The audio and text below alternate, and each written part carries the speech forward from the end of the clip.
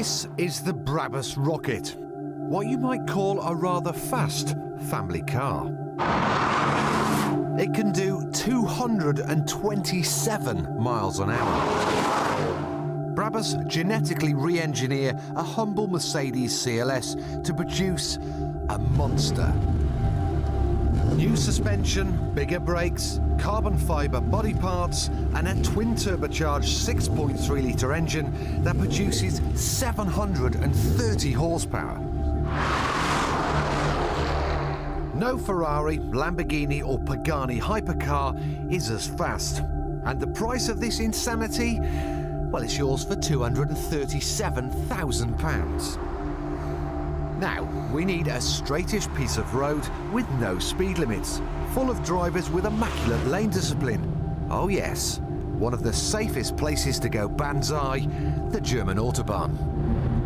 Now, the first impression you get with this Brabus Rocket is it doesn't actually feel anything other than a standard CLS. Okay, it's got some trim changes, it's a little bit more sporty, a little bit more sexy inside, but it drives very well, it's comfortable, it's refined, it's slightly harder, but not that much. The performance numbers, well, they're nothing short of staggering. 60 comes up in under 4 seconds, but amazingly, you get 120 miles an hour in 10 seconds. It's like a bloody rocket. Well, it is one. You know, we're doing, what, 86 miles an hour now. Get on the loud pedal, and off you go. That's 130 miles an hour already. 150. 160. 170 miles an hour. Like that.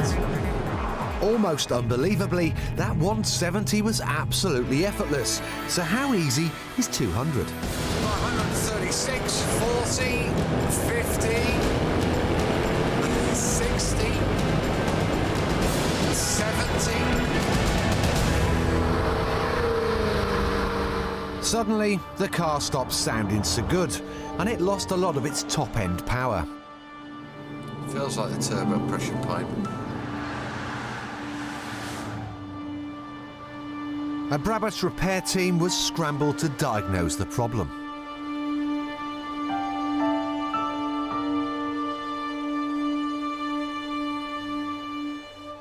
Well, I'd hoped for a quick fix, but it just wasn't to be. Whatever's gone wrong simply can't be fixed on the side of an Autobahn in lay-by. It would have easily topped 210. So close. The beast was taken home with its tailpipes between its legs, and we thought that was that. But after a bit of sweet talking, they agreed to send us out a second car. So, just when we thought it was all over, we've got another chance to get in the 200 mile an hour club. I'm going to chill out. After half an hour of psyching myself up, the replacement arrived, and we headed back to the Autobahn. It's getting a bit late in the day, so the traffic's starting to build up, so we need to find ourselves a bit of clear tarmac.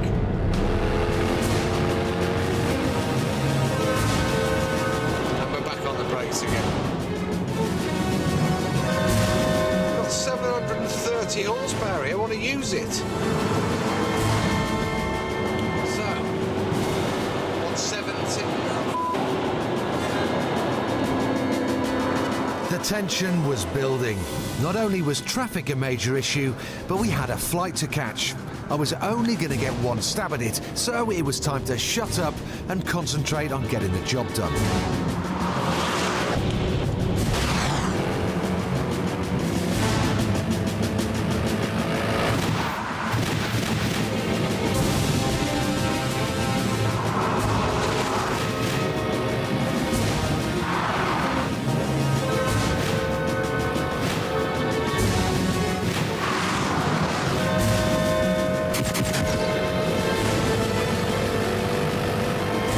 Discretion is the better part of valour, and we decided not to bowl through the growing traffic like skittles. 200 would have to wait for another day. A £230,000 car breaking down. I just don't know how that could have happened. Tom, maybe you could shed some light on this one. Oh, well, I was at Brabus 2 days before Jason, and you know when you see people on Southend Seafront kind of driving like hooligans? Well, I was on a private road and may have done a bit of that.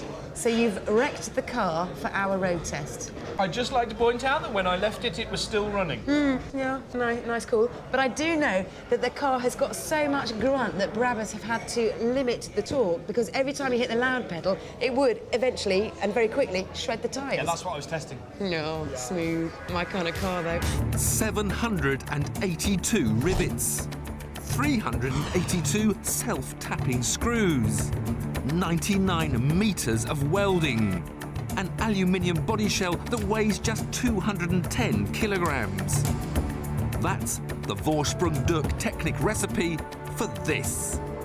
The £76,000 R8, the brand new 187-mile-an-hour Audi supercar. Ask Audi what it is and they make no bones about it. This is their fastest ever production road car and a direct rival to the Porsche 911 Carrera 4. Now that's fighting torque. But the scene for our first investigation is the Las Vegas Strip. Is the R8 a head-turner? There's no stiffer test than here. Every square inch of the strip is designed to grab your attention by the lapels.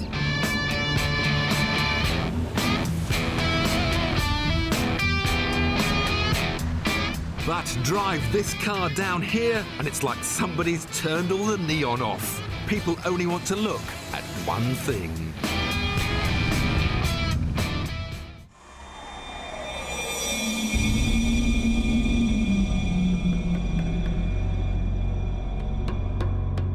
It looks stunning. It's like a 22nd century TT and is full of luscious design details. The 24 LEDs below the headlamps were inspired by the Sydney Opera House. The contrasting side blades chuck air into the 4.2-litre V8 from the RS4. Now, of course, Audi own Lamborghini, who make the Gallardo, which is also a two-seater, mid-engined, four-wheel drive supercar. So you could be forgiven for thinking that this is just an old car with a new body on it. But in fact, just 15% is shared. Still, at least you can say your new car has got Lambo door locks.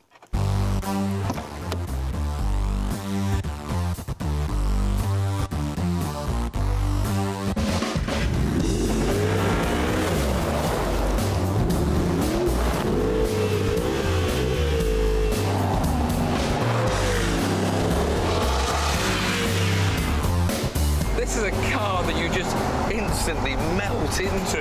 It just absorbs you. It's got wonderful tactile steering that feels the surface of the road, and this gear lever and gearbox. I just love clacking it from one gear to another. You can, of course, have the latest R-tronic flappy pedal, but please don't bother. It costs an extra £5,200, and it's just half the fun. I have, however, got the option of this magnetic ride suspension. It's another £1,350 or something. That's that new hydraulic system that stiffens up automatic due to a magnetic field. We're now in the comfort zone, which is giving a very good ride on these slightly ribbed roads. And I just press the button once, and instantly I can feel how much firmer that is. But there's a time and a place for sport mode. For now, we'll stick in comfort mode, which seems to fit the mood of this car very nicely. Comfy seats, wonderful all-round visibility, a very airy feel to the cabin. This is a car you can cruise a long way in and never feel tired. The fact is, the R8 is a very practical proposition. The luggage compartment is a healthy 100 litres, and there's extra storage space behind each seat. The $4,000 Bang & Olufsen stereo is magnificent, and the build quality is superb. This is the only car in the world that gets subjected to a CT scan, a high-resolution X-ray normally used in hospitals to check for imperfections invisible to the human eye. So the R8 does the boring stuff very well, but this is a supercar. So the question is, how well does it do the exciting stuff?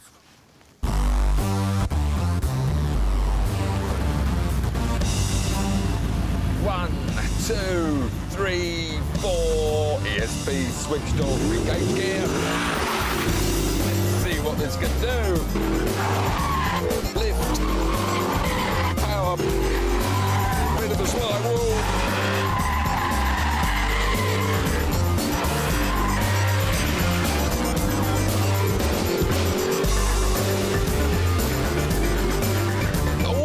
Typically rather bogged down four-wheel drive start straight into a slalom where the change of direction is very impressive with a little kick of the tail. It's a bit of a surprise. The steering feel that felt good on the road is even better out on the racetrack. And the engine picks up so beautifully. The gears are quite low. They haven't got silly, tall first and second gears. And the engine response is magic. And it sounds so good as well.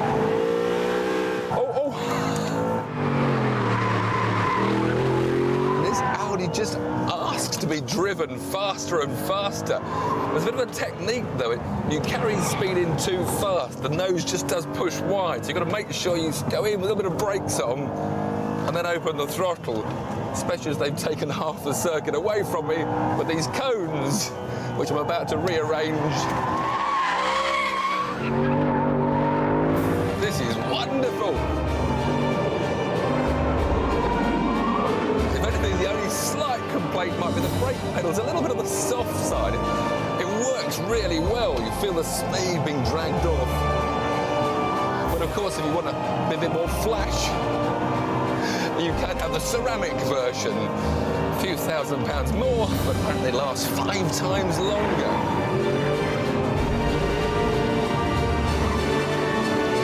It's brilliant. It's a real driver's track car. And that's not what I expected. This is a car that had won awards before it had even moved.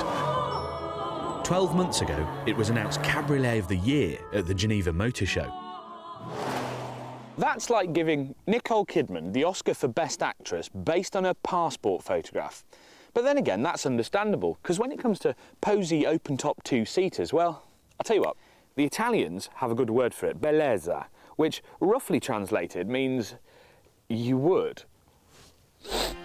It's the Alfa Romeo Spider, essentially a cabriolet version of the Brera Coupe, with a few key alterations. Those of you with rulers in your eyes will have already noticed that it's a bit shorter and a bit lower, and those of you with just eyes will have noticed there's no ceiling. That's good, because I have a bit of a problem with the Brera, and this, incidentally, with the roof up, in that I don't fit. I'm just over 6 feet tall, and generally I have to drive them either like this, or like this. Neither of which is a particularly elegant solution. In the Spider, however, it's obviously not a problem.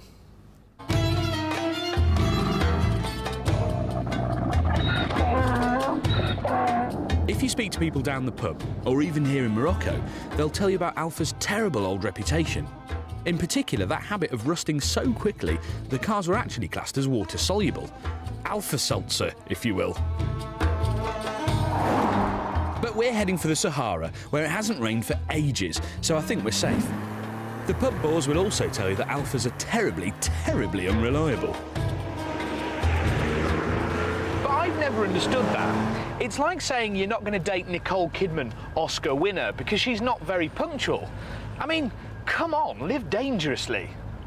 Mind you, we are heading towards the Sahara Desert, where a breakdown would be, sweaty.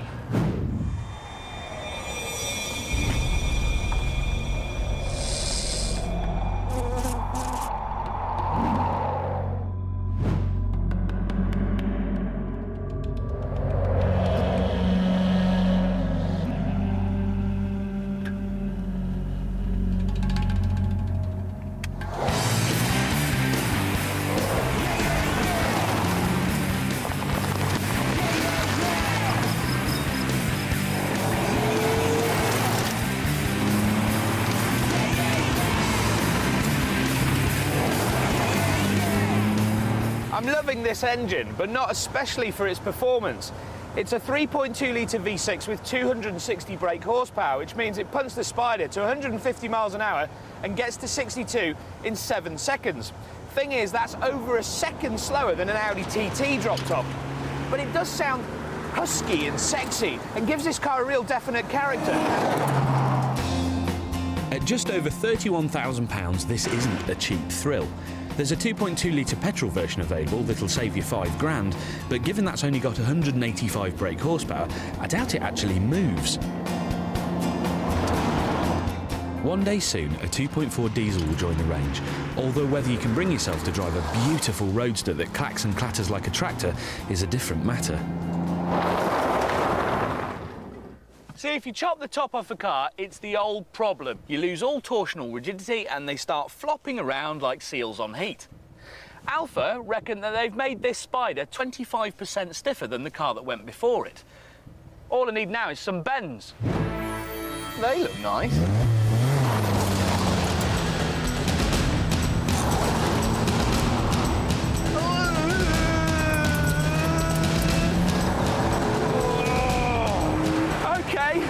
So it's not exactly a sports car, and when you really start to shift, oh dear, this Spider just gets all floppy and ragged.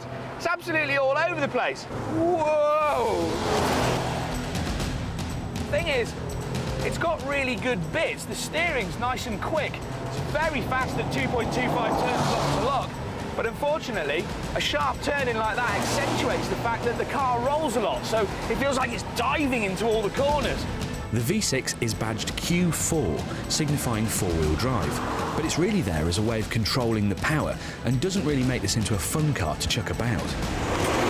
No wonder it's got ASR and VTS and DSG and all the rest of the kind of electronics, because it bloody needs them.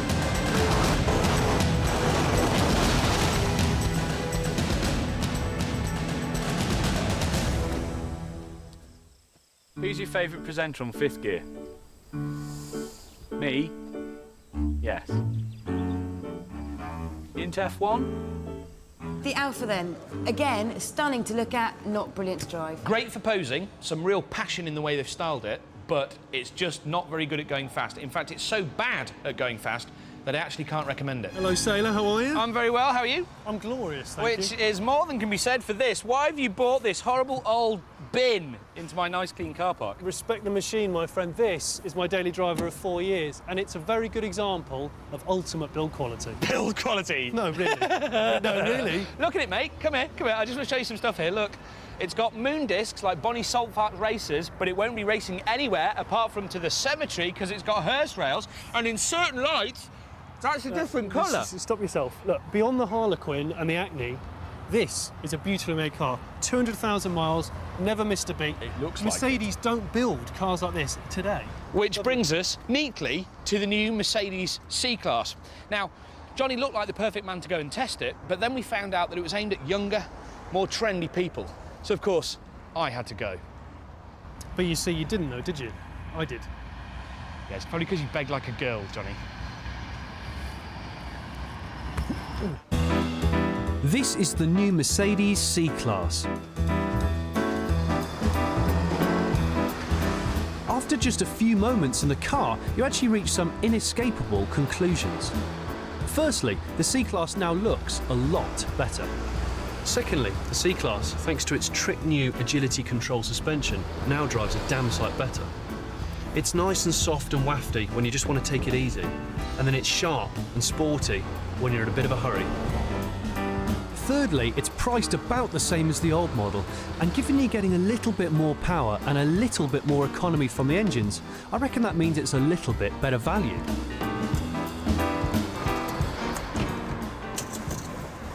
So, good car then. The end. Actually, not quite. You see, I think the C-Class deserves a bit more attention than that. Mercedes have tried desperately hard to make the new C-Class perfect. In fact, they've spent 5 years getting it ready. Imagine spending 5 years on your homework. I've got to say, everything has that real feeling of solidity about it. which is great because that's what Mercedes are all about. And it's got a good mix here of traditional Benz stuff and cutting-edge design. Take the switches, simple things, but Mercedes boffins have engineered them on an almost sexual level. For starters, the surfaces are coated with a special lacquer to give them a silky sheen. So when you use them, you can sense the designers are flirting with you. And they're precisely made so each travel just 0.8 millimeters, taking just 4 newtons of force to switch them on. I love that fact. I mean, they must have actually had a meeting that went, should we make it 5 newtons? Oh, no, what about 3? No, 4. 4 is just right. And they're not wrong. And then there's the seat, which again has been designed in a mildly perverse manner to ensure that the pressure is distributed evenly across my butt cheeks, especially, and I quote, the tuber ischiadicum, the area to the side of the pubic bone, which basically means 2 things. 1, this car's comfier on longer journeys, and 2, it means that Merc designers have been sketching pictures of backsides and pubic bones. Now that is job satisfaction. One function in particular seems to encapsulate the peculiarly German precision to the C-Class's systems. 6, getting a very pungent smell. 7, supposedly on every 10th wash wipe, the headlamps get cleaned. 9, 10. Oh yeah. Not lying. There are similar delights at the rear of the car. Merc have actually patented these ventilated rear light clusters. As you drive along, air is sucked up from under the car and drawn up behind the rear bumper, and it gets chucked out of these vents. The way it comes out makes the airflow a lot tidier, and believe it or not, that reduces lift. One of the most exciting things on the new C-Class is the entertainment system.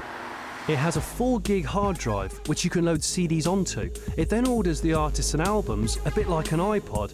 You can get surround sound in every seat, so it's highly likely that you'll retire to the garage to enjoy your music, rather than listening to that dusty old hi-fi in your front room.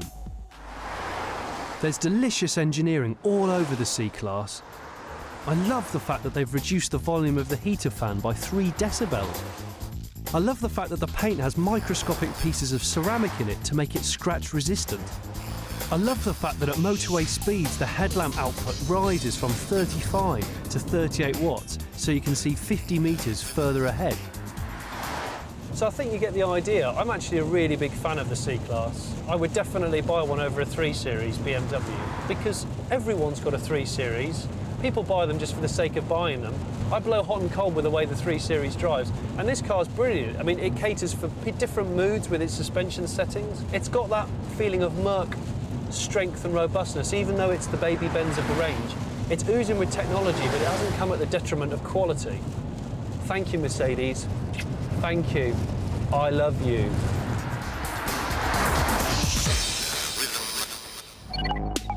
This is the Lexus LS460. It's bigger than the previous model, more powerful, and better looking. But it's not the 375 brake V8 under the bonnet. It's not even the more sculpted looks that's going to get everyone talking about this LS. It's the gadgets, because the LS460 has more toys than Battlestar Galactica.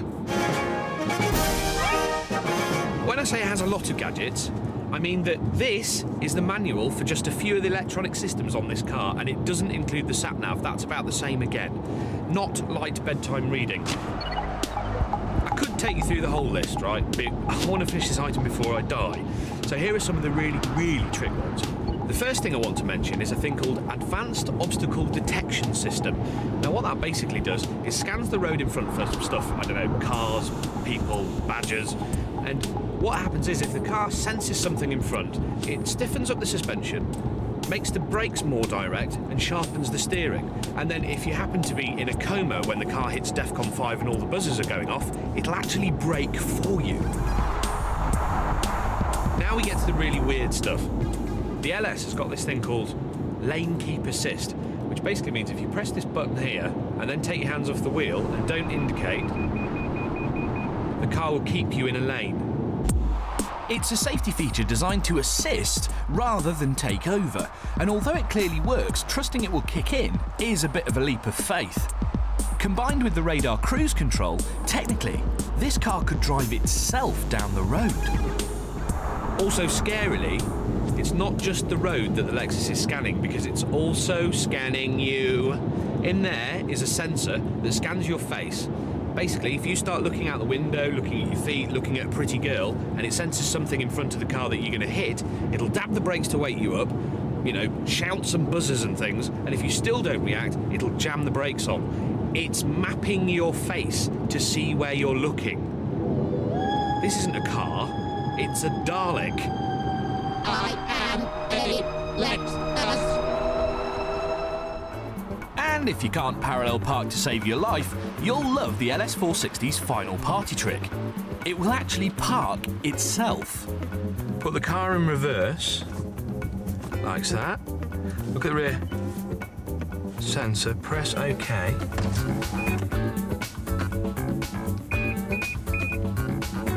The car parks itself.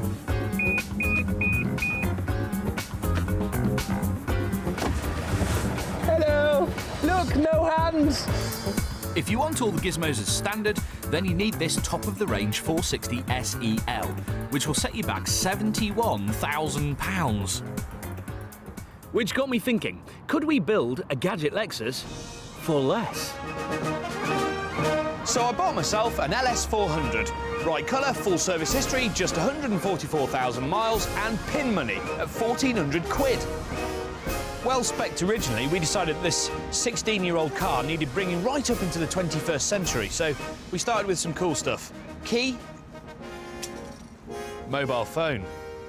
The £800 Connect to Car system uses Bluetooth to talk to the car's electronic brain. Just a couple of key presses can be used to control major functions like the windows or the engine.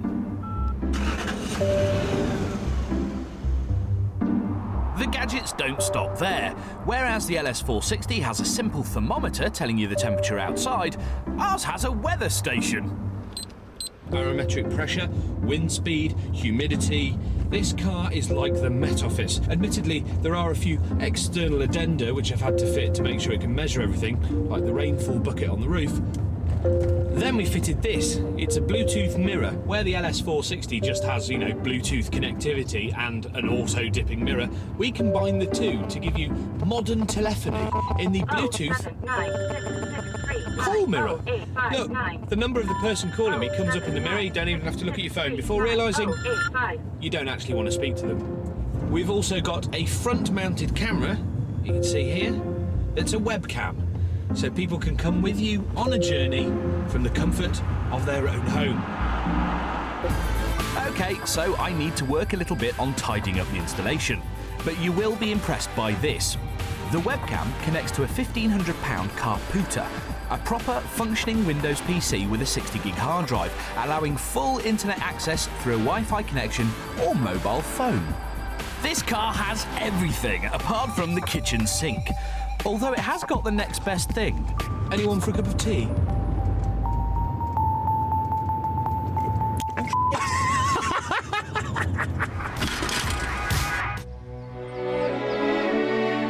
The Bentley Continental has been an unprecedented success, selling 25,000 in 4 years. We thought it would be useful to guide you through the model range and enlisted some help. £120,000 gets you the Continental GT, a 198-mile-an-hour coupe. For the same price, you can buy the slightly more stately Flying Spur. The longer wheelbase affords more comfort for rear passengers and a larger boot to accommodate those essentials. The latest addition is this, the convertible GTC. It looks sleeker and sportier than the others, although the hood still drops at what Bentley consider an unhurried, elegant speed. Supposedly, this is a drop top that can seat 4 adults in perfect comfort. Well, that's not true if the people in the front are quite tall. That's it. No, you gotta stop. You gotta stop. Ow, seriously, that really hurts. Ah. Why do we choose are getting wrecked here? Rear passengers will want the journeys to be quite short.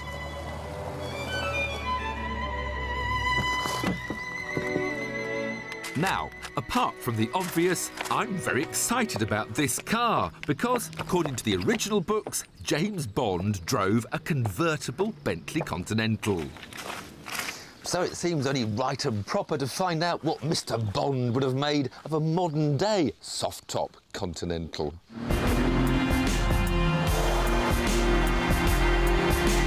Bond used to refer to his Bentley as the locomotive.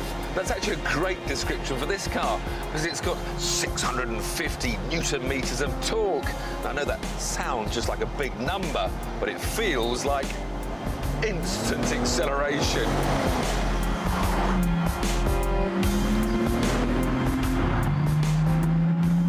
On Her Majesty's Secret Service, 007 was described as a rally-class driver. But that's one skill he wouldn't have needed driving this Continental. OK, it's got 552 horsepower. It'll go to 195 miles an hour. But its fantastic four-wheel drive system, it's got all the road holding you could ever want, and it really isn't an intimidating car to drive. In fact, the only thing you'd have to worry about with this Continental is the fact that it's nearly 7 feet wide from door mirror to door mirror, which is a bit scary when tractors are going past you. You have to have a 6-speed auto with these flappy pedals. But just imagine how many times Bond would have been shot trying to go pedal, pedal, reverse, escape. He'd be dead. Basically, you're much better off leaving it in D and looking for Bond girls. Which brings me to our final test. It requires an empty airfield and our willing volunteers.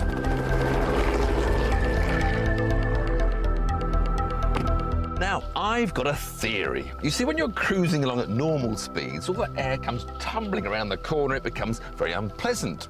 However, the faster you go, the bigger the hole the car makes in the air, therefore it should go further over our heads. Faster you go, even more over our heads. So, let's put my theory into practice. Ready, girls? In short, I reckon the quicker you go, the less the girl's hair will blow. We'll try what? 100 miles an hour for starters? How's the hair doing?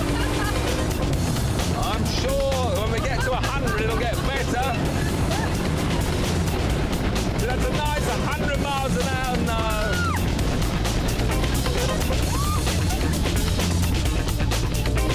This really isn't working, is it? We'll have to go faster. Right, time for a maximum attack. We should be able to get, what, 150 if the runway's long enough. So we'll go for whatever we can get. So I'm sure it has to blow over your head. Oh, God. Right. 100. 110. And 20. Any good? I'm running out of runway.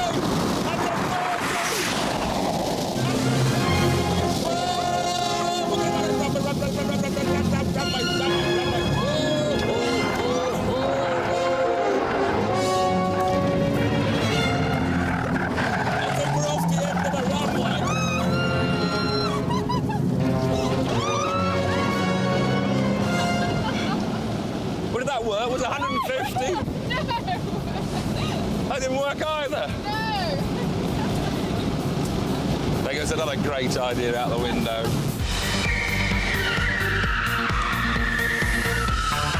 Just take a look at this little lot. There's never been such a mouth-watering selection of hot hatches. There are balls-out powermongers, fine-handling circuit bashers, and new versions of old favourites. But which one's best? Well, we're going to whittle down the candidates and submit our 2 favourites to Tiff, who'll pass final judgment in his court of fast laps. So, Johnny, what do you reckon, mate? Well, to be honest, from where I'm stood, I'm thinking I'll take any one of them home. Thanks very much. You? immediately drawn to the Civic, but that's probably because it's the newest car here. And every time I look at that group, I can't help but being drawn back to the good old, solid Golf GTI. Well, it is definitive, much like the Biro and the Hoover. Yeah, true. Should we go and have a play? I think we'd better go on with it. OK. First one, I'll tell you what, this is a Mazda 3 MPS, right? It's quite a forgettable-looking vehicle, isn't it? Forgettable? This is a... what is it? But this is the most powerful car here. 256 brake. This has got so much torque steer, it feels like one of the wheels has got 40 PSI and the other one's got 10. It looks like it's a shopping car. It's a librarian. Yeah, it's a librarian car. It's a bit like that. It's a lot like that. Hooligan car. Absolute hooligan. This is like, you know when you drink too much and you think you can run really fast and you'll do it for about 10 seconds and then you'll actually run into something because you're drunk. Because you veer off. That's what that is. You're constantly fighting it. It's like a brawl with a car. It's 240 horses, isn't it? It's just it's an Astra. And it bleeps. I don't... Leave the keys. The Seat have done a pretty weird job. I don't know if I like it. It's too curvy for me. It looks good at certain angles, got to say that. 237 brake, and every time I drive it, I get out of it and just think, yeah, it's fast, but I just don't get involved with it. And a hot hatch should be more than that. It should be visceral, it should be fingertip stuff, and you should feel what you're doing with it, and it should involve you. In silver, that looks surprisingly sensible. Yeah, but most people have them in orange with great big stripes on it, and they look quite hooky. The Focus has got a good combination of power with control. But also, it's dead practical. I mean, it is essentially just a Focus. And this is cheap. I want to talk about the Megane. Can I just show you one thing? That's not just light, that's made of Kit Kat wrappers. This is 230 horses, turbocharged, like most of the other ones. I think this is a very, very high contender here. It's a good-looking body shape. It's confident. It's not. It is. It's not. It doesn't look good. Deciding wasn't easy, but after a couple of arm wrestles, we narrowed the original 7 down to 4. To continue sorting the wheat from the chaff, we headed to Birmingham, where there's potholes and traffic lights and girls at bus stops, to see which car impressed the most in the real world. You know, like when you go to the toilet in your own home, it always feels a little bit more special, a bit more relaxed, a bit more satisfying. That's exactly what the Mark V Golf is like. And the GTI 30th Anniversary Edition means you've got a little bit of extra body kit, you've got some alloy wheels, and you've got 20 extra horsepower on top of the 197 that you had in the first place. And it'll do over 35 miles to the gallon. And it sounds like that. Oh. Spec for spec, this is the cheapest car in our group. You can actually get into one for under £18,000, which is incredible value. It's got suspension that won't knock your teeth out. It's got space. It's got a lovely big turbo engine that blends the power rather than just smacking you back like a baseball bat to the forehead. You know, as a real world, everyday car, you're going to struggle to beat this. Listen to that. But the trouble with the Ford Focus ST is that its name is over far too quickly, which is why I'm very fond of this. The Renault Sport. Can't even get the name of this damn car right. So, this is the new Honda Civic Type R. It's only got 1 brake horsepower more than the old car, and it's actually got slightly less torque. But the trick with the torque is it actually comes in slightly earlier than before, so it feels more gutsy. Megane Renault Sport 230 F1T. It's like learning a Shakespearean play. The rear suspension is a torsion bar, and it makes the ride a little bit fidgety. That could get on your nerves after a while. I think I've learned its name now. Listen to it. Just feels great.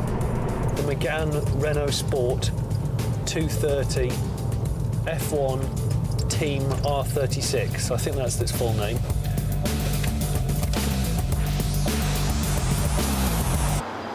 Like all Renault Sport cars, this feels immensely fast, and it also feels very light.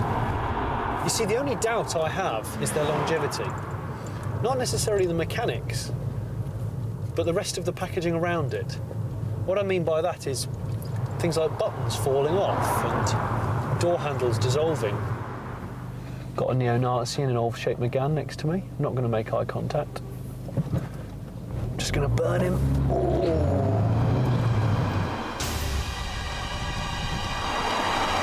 Join us in a moment when we'll be picking the 2 best all-rounders and handing the keys to Tiff for the final judgment in the Hot Hatch Deathmatch. As usual, Tom and I had spent way too long arguing about which hot hatches were best, so we were running late. But we were sure Tiff would love the final two we'd selected for him to assess: the Volkswagen Golf GTI and the Ford Focus ST.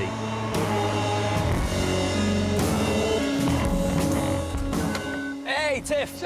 Oh, hello. What have you two turned up in, Johnny? You've turned up in the old man's hot hatch. Where's the Megane? Fear not, the Megane's good, but this is the rounded originator of the GTIs. Fear not, it's a beautiful car.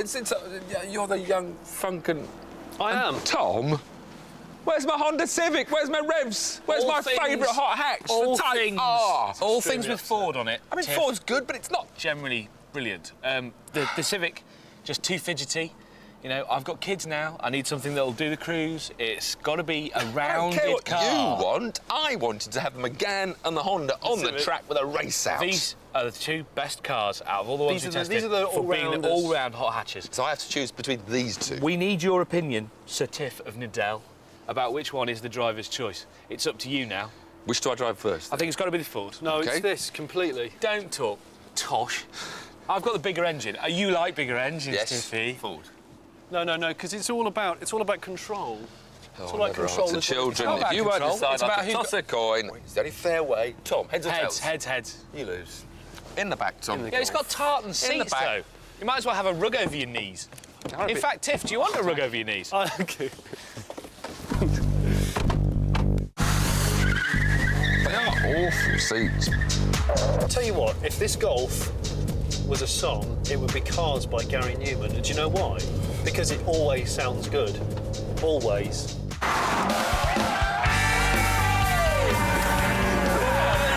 off oversteer. That's a I like them. You're a nasty piece of work. You're an asshole. It's a pleasant surprise. I was worried about just oversteer. In fact, it's quite frisky. And there's about 20 extra horsepower, that being the additional fuel. The support in the back seats isn't great. I'm trying to be...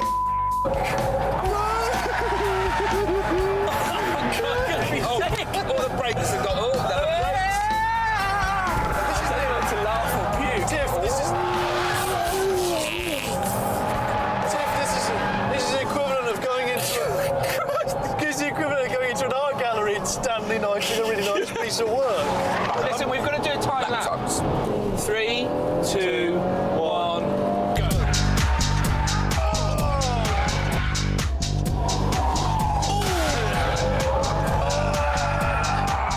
Traction control with your right foot, that's how it should be. Just feeding the power. 129.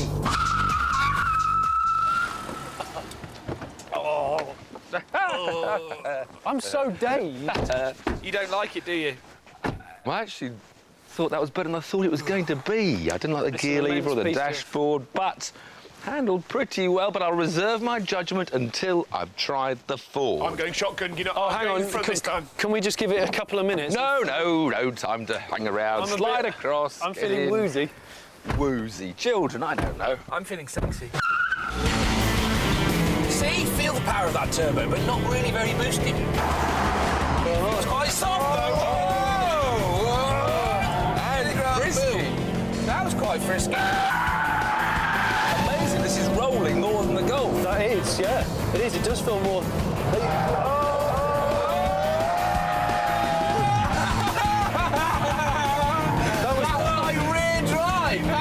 That was naughty. There's a bit more lift off oversteer than the Golf. I like. Well, I was only through my window.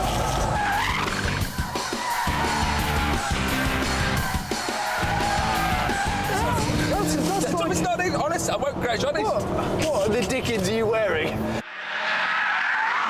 Right, Johnny, your car has been out-handled. I've had more fun in this, but will the Focus be quicker? Hang on, time lapse. Time lapse. I've got the unfeasible watch out. Serious. 3, 2, 1, go. This is all off the throttle. I'm so surprised. I think we've hit a badger that's made of granite. I'm going to want one of those very involved Thai massages after this. Very involved.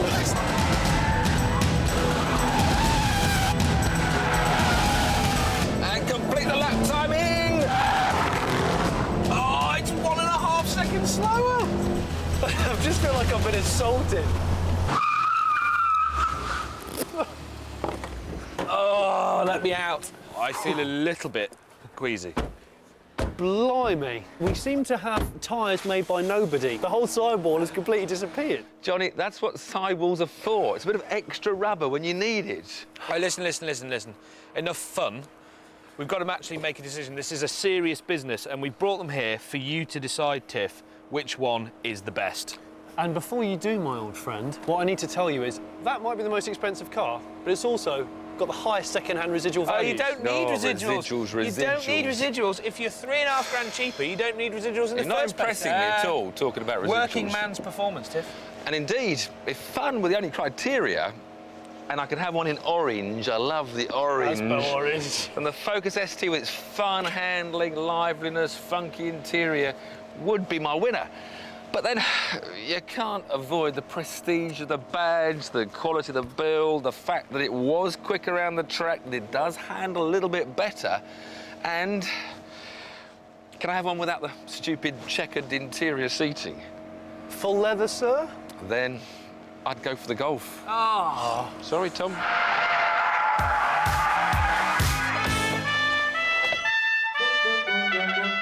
Now, here's something that's really caught our eye. Not many people look at the £250,000 Rolls-Royce Phantom and think, I could do better. After all, it takes a month to carefully craft the wooden interior, a week to paint the body, which is then detailed with brushes made from squirrel and ox hair, while the leather is cut from the hides of 18 bulls, because they don't have as many stretch marks as cows. Understandably, people call it the best car in the world.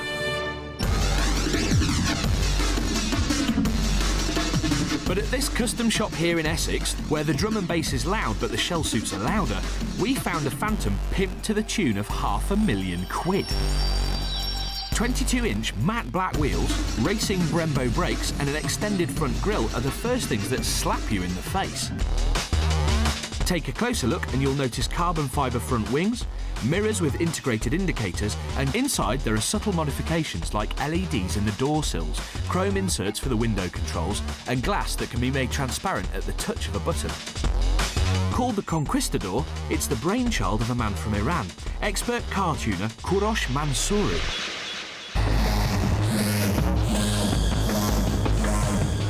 Fancying one of these for ourselves, we inquired about the cost of a Conquistador. It's not good to say the price because price is, you know, if something is from up to down, but this we have sold it about €700,000. That's nearly £480,000, making this one of the most expensive customised cars in the world.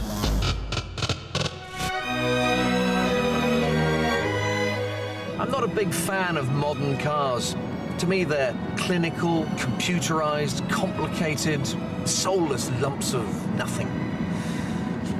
But I've always been hugely passionate about classic cars.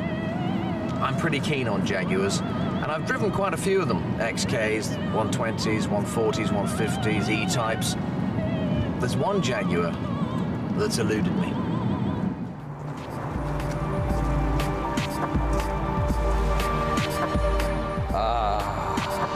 Well, we are truly and deeply in the presence of automotive royalty. Every boy's dream of what a racing car should look like. Look at it. Fantastic. Only 87 D-types were ever made. And these days you could expect to pay about £1 million for a good one. This car is worth 3 times that, because this particular D-type, 774RW, won the 1955 Le Mans 24 Hours in the hands of Mike Hawthorne and Ivor Bueb. And they're going to let me drive it. What are the do's and don'ts, would you say, about driving one of these D-types for a D-type novice like me? Clutches are quite hard wearing and they don't last, so don't ride the clutch. The brakes can bite, and obviously you're on crossbar tyres with 300 plus horsepower. OK. Now that is one light door.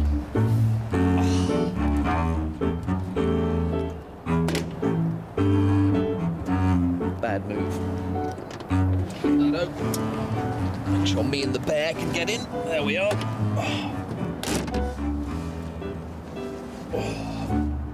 I just can't believe I'm sitting here. It's just amazing to sit in a machine that was driven by one of the all-time greats, Mike Hawthorne. Last of the great gentleman drivers. Wore a bow tie, of course.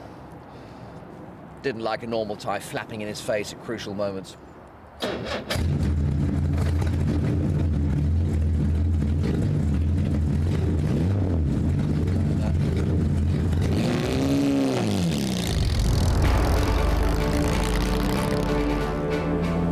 Well, God's sake, I'm driving a D-type. You do not want to have an accident in a car that's worth 3 million quid. Whoa-ho-ho! This is sensation. We're into second. No speedometer, of course, so I can't really tell what speed I'm doing.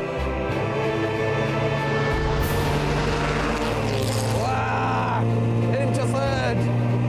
This is amazing. Very taut, very powerful.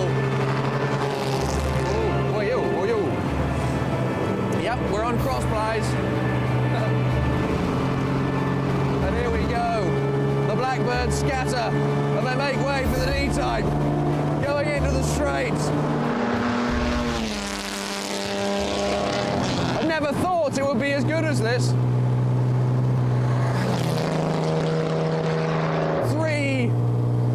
Gorgeous, curvy humps sitting in front of me in proper British racing green. It's just superb. When you get behind the wheel of one of these, you do tend to want to flick it a bit. But always at the back of my mind is that 3 million quid price tag. Driving a D-type, believe me, is every bit as good as it sounds. Until today, the nearest thing to this great car that I'd driven was an early E-Type. Driving this piece of history was like driving the E-Type on massive amounts of acid. A special day, a privilege for me, an unforgettable day.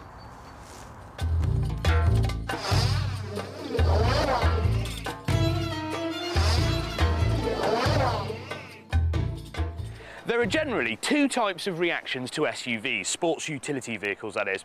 One, you think they're really bad and you won't be dissuaded, or two, you think they're brilliant and the perfect complement to your highlights. That's why in my road test of this, the new Porsche Cayenne, I shall be attempting to cater for both parties. First, those people who hate SUVs. You'll no doubt have moaned about the old Cayenne Turbo doing a paltry, gas-guzzling, climate-changing 18 miles to the gallon. Well, I'm happy to report the new one has made a massive environmental leap forward. It now does 19 mpg. I think you'll agree we can all sleep a little sounder tonight. Right, I suggest that our more ecologically minded viewers now go and make a carrot smoothie or something, because there is nothing else about this car that they're going to like. Here's the crux of the matter. The whole range has got more power, and the whole range is faster.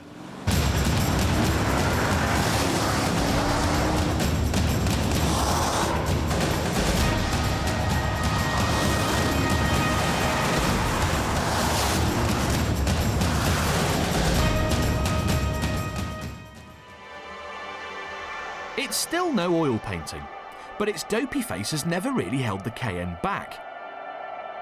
When it was launched 4 years ago, Porsche predicted they'd sell about 20,000 a year. In fact, they sold nearly twice that many. Now they've changed the headlights, beefed up the wheel arches, given it a rear spoiler and altered the front air intakes. They've also moved, and I quote, the optical centre of gravity further to the back, which I think means they've made it look a bit sportier.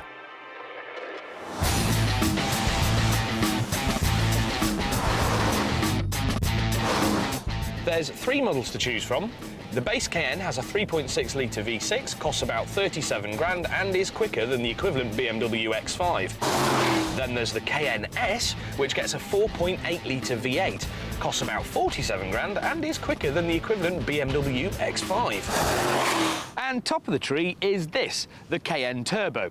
In actual fact, it's got twin turbos whisking up a 4.8 litre V8, it costs 75 grand and is quicker than, well, pretty much everything. I mean, this is just astonishing. Hit this from a standstill and 5.1 seconds later you're doing 62 miles an hour. That's almost 911 pace, and this is nearly a ton heavier. Power is at the magic 500 brake horsepower mark, and I mean, just listen to it. Oh, you're joking.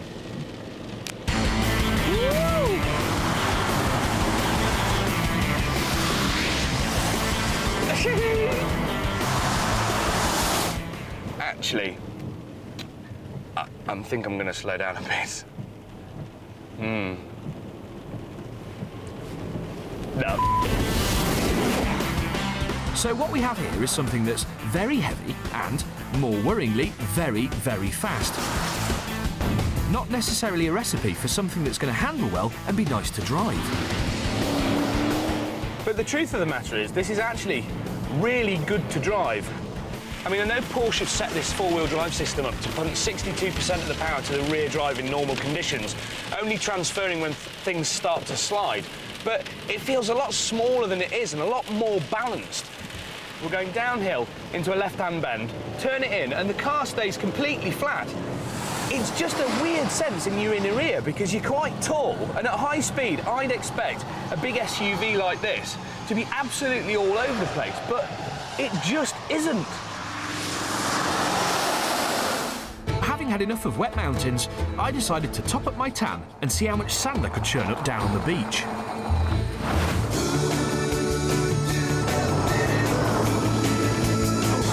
It defies the laws of physics, but the Cayenne's trick suspension makes it a really entertaining car to drive. Woo! In turbo form, it's ballistically fast and about as good as SUVs get. Starting with the 197 horsepower Renault Clio.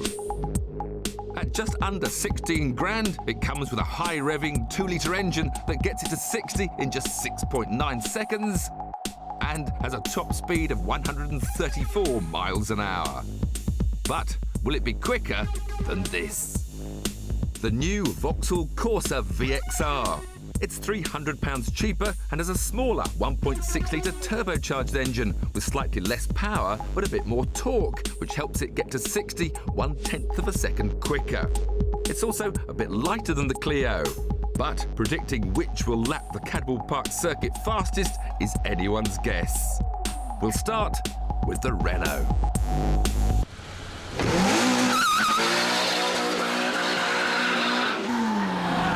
First drove this Clio 197 at Castle Combe racetrack, I fell for it big time. To me, it became the best sort of medium-sized hot hatch on the market. And I don't think it's going to be any different round Cadwell Park.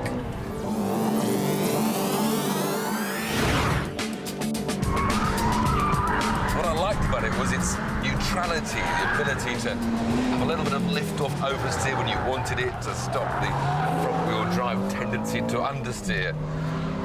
And the thing about the car is it gives you huge confidence. It inspires you to flick it this way and that without worrying what's going to suddenly happen. Great communication from the steering as well. Great turn. And slide it straight. Oh, with a bit of grass as well. But when it comes to front-wheel drive, hot hatch handling, this Clio 197 gets pretty close to perfection. Time then to set a neat, tidy, fast lap time to give the Corsa something to think about.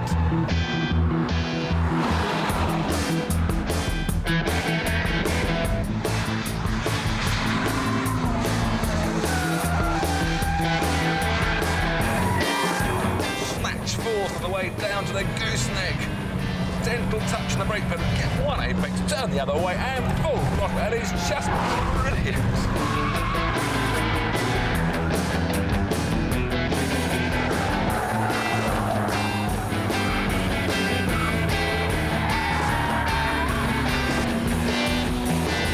After a hugely entertaining lap, the Clio crosses the line in 1 minute 16.7 seconds. Time for the Vauxhall.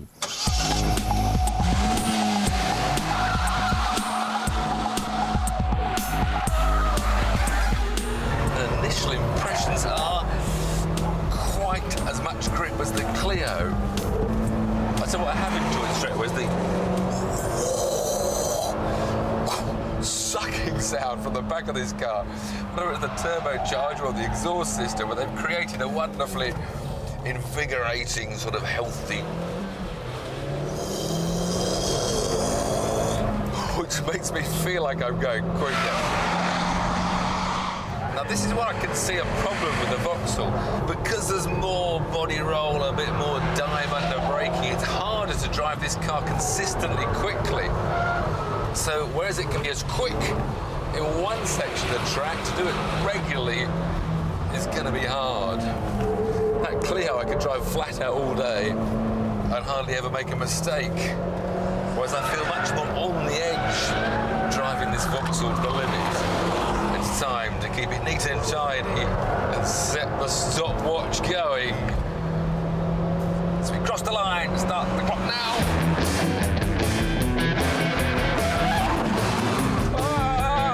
Fourth gear, 6,000 RPM, 102 miles an hour, 6.3. Into the gooseneck, and after just 2 corners, the course is already half a second down. By the hairpin, the less precise handling has lost it a further third of a second, and even the course's extra torque can't save it up the hill. After just 1.5 miles, it crosses the line 1.2 seconds behind the Clio. What looked close on paper proved a massive difference on the track. This is what it's like to make a dream journey to a dream event in what's often called the greatest car in the world. If you're lucky, you might glimpse one silently patrolling the streets of a wealthy capital, but otherwise it remains one of those rarefied cars we actually imagine rather than see. The Rolls-Royce Phantom. I'm driving the most expensive car I've ever driven. This is £255,000. It's a car that costs twice the amount of my house. And I'm trying to work out the best word to describe it. I think this is a majestic vehicle. I feel like a monarch in this sort of palace of double glazing and immaculately lacquered wood. Even the ashtray feels more like a serving platter. And I know that some bloke called Cecil has got many years' experience, hand-stitched at the top of the dashboard. That's what it's all about. You are buying a bespoke vehicle, a slab of English heritage. And like it all over, this car commands respect. You will move over when I come up behind you. And I feel this immense sense of responsibility. I'm driving around in England's finest vehicle. I do feel very English, even though I look a bit like a terrorist.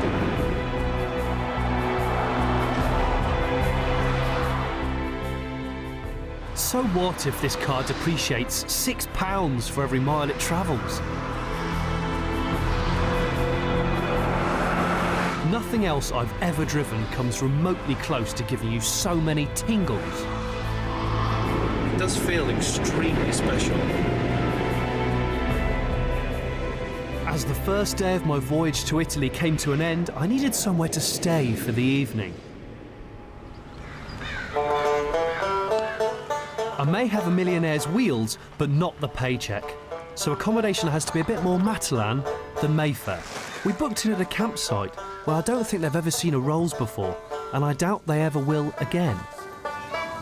That tent £799.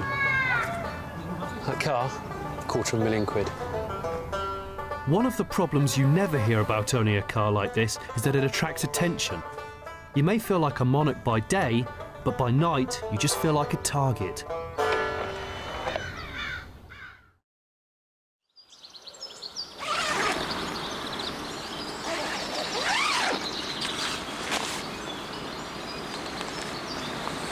Morning. Lovely morning. I'm extremely cold. I can't wait to put the seat warmers on, actually.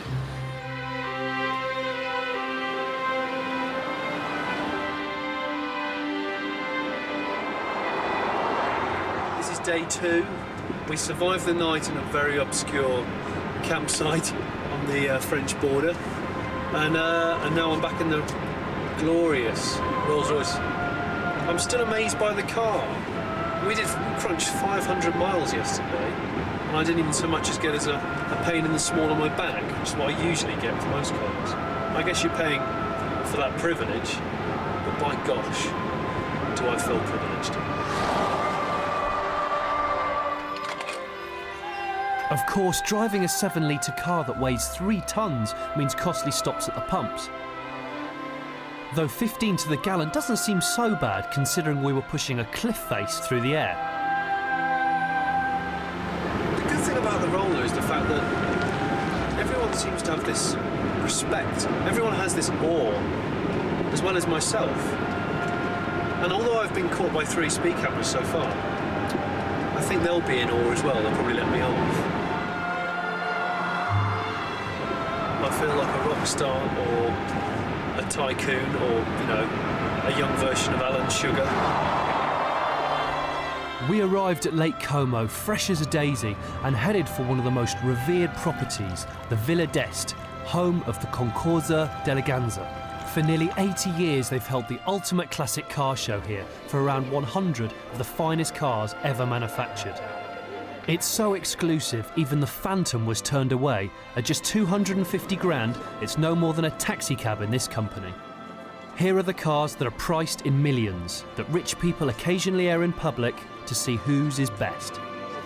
We're in paradise. George Clooney lives over there somewhere. There's a floating swimming pool, Riva speedboat. A few models immediately caught my eye, some of them with 4 wheels. This is a 1939 Bugatti 57C. Well, and aside from looking absolutely flawless, it used to be owned by a Norwegian ice princess called Sonja Hennie. I've got no idea what an ice princess is, but I know what she was talking about when it came to cars. Around here, it's considered vulgar to mention values. This Bugatti's worth 1.5 million.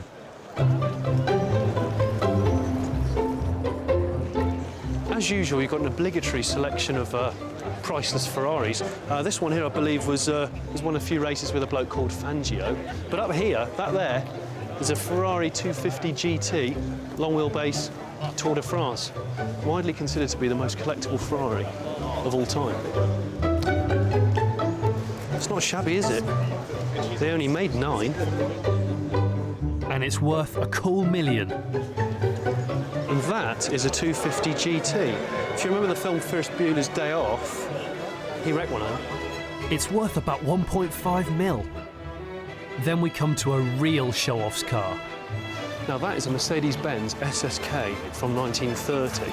And aside from being a complete one-off, it's owned by Ralph Lauren. And a guy in the know round here tells me that this is one of the hot favourites to win this complete event. Most people would be quite happy to own a Ferrari Enzo. I mean, they only made 400 of them, but this guy decided to buy one and have a completely bespoke body design that took about a year. The cost? 3 million. Nice car, but not the overall winner. That accolade went to the Ice Princess's Bugatti. It turned out she was an Olympic skater, by the way. Rubbing shoulders with Europe's car glitterati was great, but it taught me an important lesson. No matter how nice your car is, there's always someone, somewhere, with something nicer. Home Johnny, and don't spare the horses. It's impossible to overstate the importance of this car. Did you know that in England, 1 in 5 large cars is a Ford Mondeo? I mean, people are buying them as often as they go and buy toilet roll and pants. In fact, the term Mondeo man has become a political buzzword. Well, this is the new one. And things have changed a little bit. Mondeo man is now James Bond, but not George Lazenby. Thanks to a lucrative product placement deal, the Mondeo was James Bond's hire car in Casino Royale. And that's quite fitting, because the new Mondeo has gone upmarket. Ford describe it using words like premium and craftsmanship, and they are chasing down BMW. And I freely admit it, the car makes me feel a tad like Daniel Craig.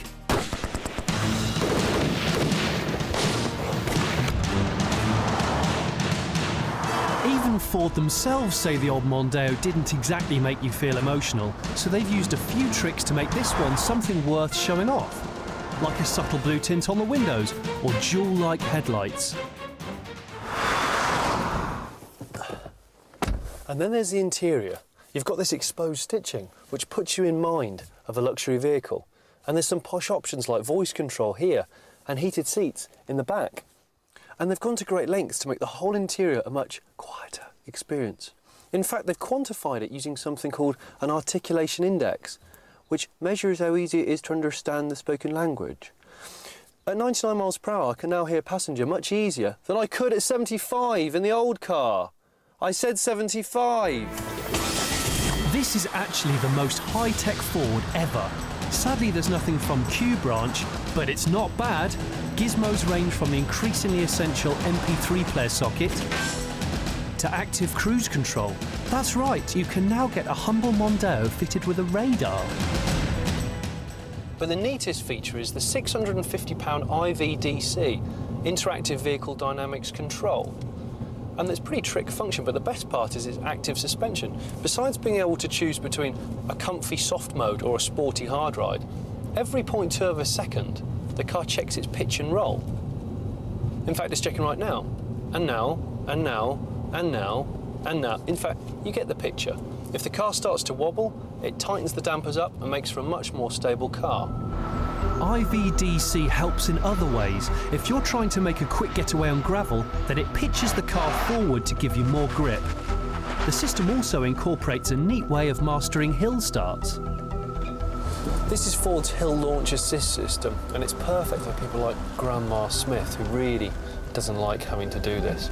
Now, basically it does away with the need for a handbrake. I come up a hill, I decide I want to stop, dip the clutch, press the brake, and then as I release the brake, oh look, the car just holds on its own, no handbrake needed. Perfect hill start every time. Not all the gadgets are high-tech though, and probably the best one is the simplest. 250,000 dweebs put the wrong fuel in their car each year, but this car won't let you do that.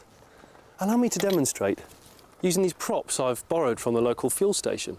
You see, it doesn't matter how hard you try, it just won't let you put the wrong fuel in. This simple collar mechanism just won't let me put diesel in a petrol car. It just won't penetrate. Whereas when I use the right nozzle, it glides straight in without any effort at all. Misfueling is a massive problem in the UK, and I reckon this should help combat it. Of course, the Mondeo's main reputation has always been about it being a great car to drive, and it's business as usual here. Well, this particular flagship car uses the 2.5 litre straight 5-cylinder turbo out of the Focus ST, which means it sounds like an old Audi Quattro, and it goes like stink, 7.5 seconds to 62, 152 even for a big old saloon like this. And round corners it doesn't half feel good. Like all Mondeos, it seems to hang on much better than you ever expected to. It's probably not up there with a Focus, but it's bloody good. If this is a rep car, I want to be a rep. Please, can I be a rep? I'll represent anything. What do you want me to represent? This Mondeo's got me thinking. Now, if this is just a Ford, then suddenly the benchmark for saloon cars has been raised mighty high. I think a lot of 40, 50, 60 grand cars out there are suddenly going to look a bit pathetic and a bit crap.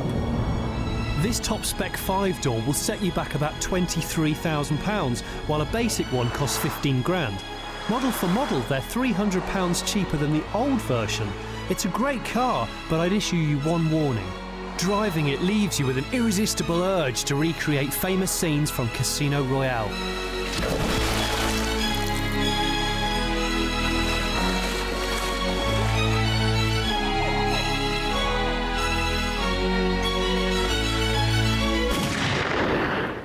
The Suzuki Swift Sport is a real dark horse. With a 123 horsepower, 1.6 litre engine, it'll nudge 125 miles an hour and hit 60 in under 9 seconds. At 11.5 grand, it's outstanding value. But is it good enough to beat the iconic Mini Cooper?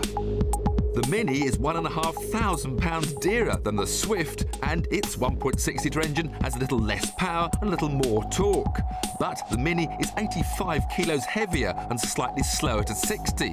The question is, will it prove faster when you throw in a few bends? Let the Suzuki set the pace.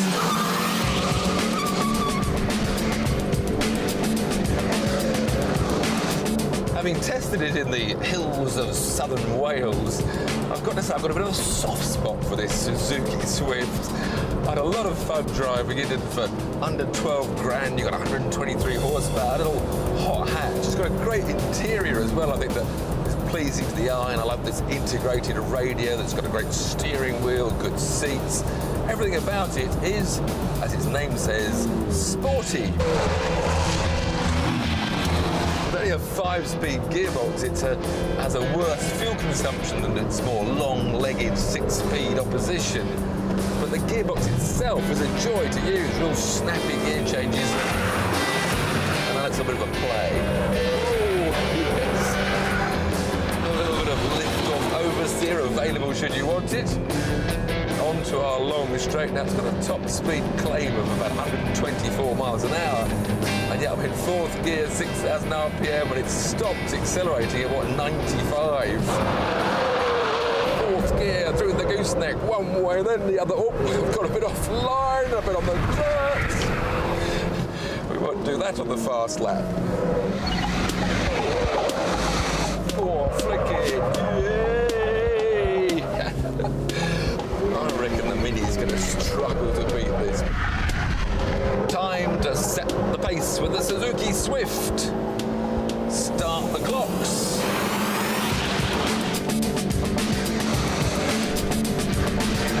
.95 miles an hour.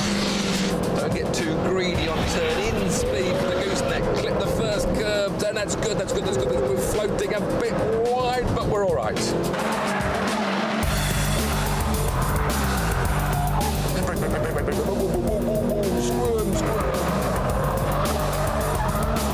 Don't spin the inside wheel. Flat shift to second. One more. Flat shift to third up the hill. The Swift crosses the line in 1 minute 21.75 seconds. Over to the Cooper.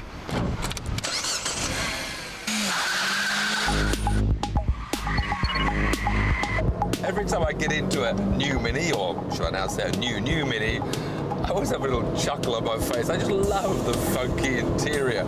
Okay, the speedometer maybe is getting a little bit on the large side nowadays, especially as it reflects sunlight badly. We've got a little less power than the Suzuki, we're a little bit heavier, but we've got a 6-speed gearbox and the legendary Mini handling. So statistically it looks slower, but can the handling make up for the deficit around this track? Great flat chording. One of Mini's great highlights is this lack of body roll, great body control, torsional rigidity. Third through the left of the gooseneck. Can I be silly and make this Mini go Simon? No. Almost whatever you try and do, Scandinavian flicks, you can't get the back of a Mini out.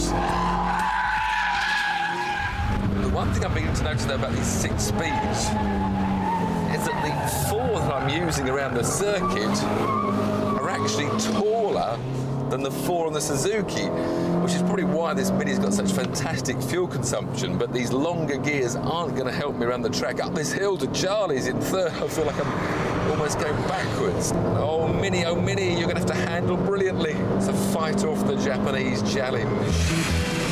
Right, let's start the time lap now.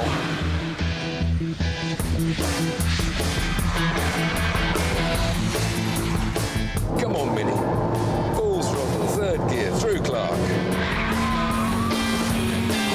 Head down for the gooseneck. This is where I can surely make up time. Shock of shocks, after just 2 testing corners, the Mini is half a second ahead.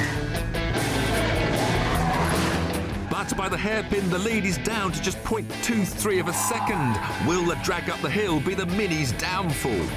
I can feel the finish line getting closer. And the Mini Cooper hangs on to keep just 0.19 seconds ahead of the Swift Sport. Despite the Swift's power advantage, the Mini's superior handling wins the day.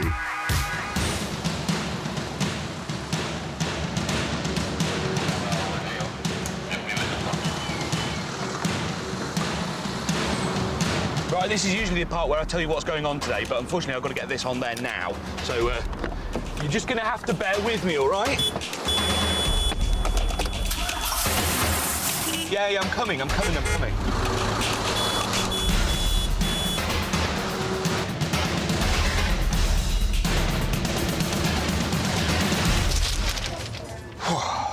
Right, as you can see, I'm now on a ferry. I've just left Portsmouth, which is here, and in about 3.5 hours' time, I'll arrive in Caen, which is here. And then I've just got to drive all the way through France, all the way down there, all the way through Spain, down to here, Valencia, on a last-minute mercy mission. Well, sort of. You see, Valencia is home to the latest America's Cup, the most prestigious regatta in sailing. And what every good team needs is a kit.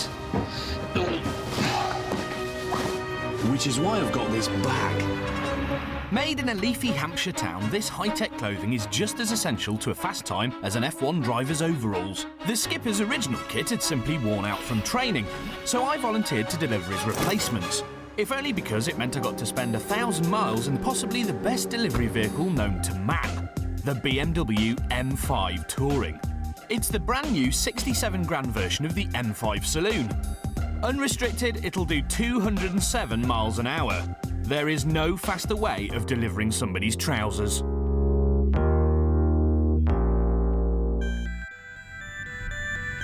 Which is a good thing, as time was a critical factor. The team had been lying idle in port for over a week, awaiting a favourable wind for racing. When it comes, they're out of there, clothes or no clothes.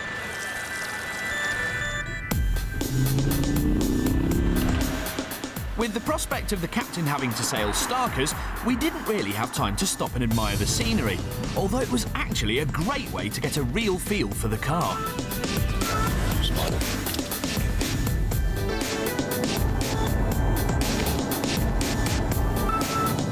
So here we are in the M5 Touring, and first impressions are, it's just an M5. It's got all the same kit, just over 500 horsepower, and that's a lot. 348 pounds-feet of torque, 7-speed sequential gearbox. Look, that's 4. Lots of power. You can feel it all the way through. V10, 5 litre, revs to about 8,500 RPM. And there's a button for everything, from suspension stiffness to gear change speed.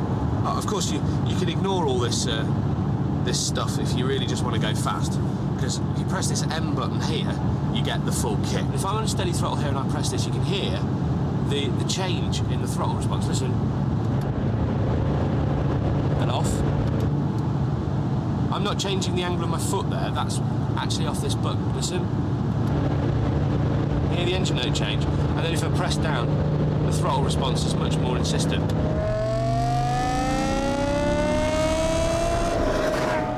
The power is never intimidating though, and the car even inspires confidence in tricky conditions. The mist shrouded the extinct volcanoes of the Massif Central, so I focused my attentions inside the car. I've been in the saddle now for about 8 hours, and I'm just really comfortable. I've got heated seats, I've got a 19-speaker stereo. There's also acres of space in the back, a very informative head-up display, seats that grip as you fly around a corner, and a hidden MP3 input for the stereo. See, the weird thing about this is I could have my kids, luggage, a couple of camping chairs, you know, everything in the boot of this car, and you'd still have to be in a Lamborghini to beat me. When you consider that the Touring hits 0 to 62 miles an hour in about 5 and a bit seconds, 5.2, 5.1, that's seriously impressive. But of course, there's a downside. flashed by a camera. The M5 masks its speed just too well. You don't even notice your speed creeping up until it's too late. Flash, flash, oops. And as well as getting you into trouble, there's another problem with the M5. I keep having to stop for fuel. If you go quickly, you have to stop more. It's a real blow to its touring ability. I was averaging only about 18 miles to the gallon. Yes, I was driving hard, but having to fill up every 2 and a bit hours is not ideal when a man is waiting for his waterproof pants. Still, I made it to Spain after nearly 12 hours on the road.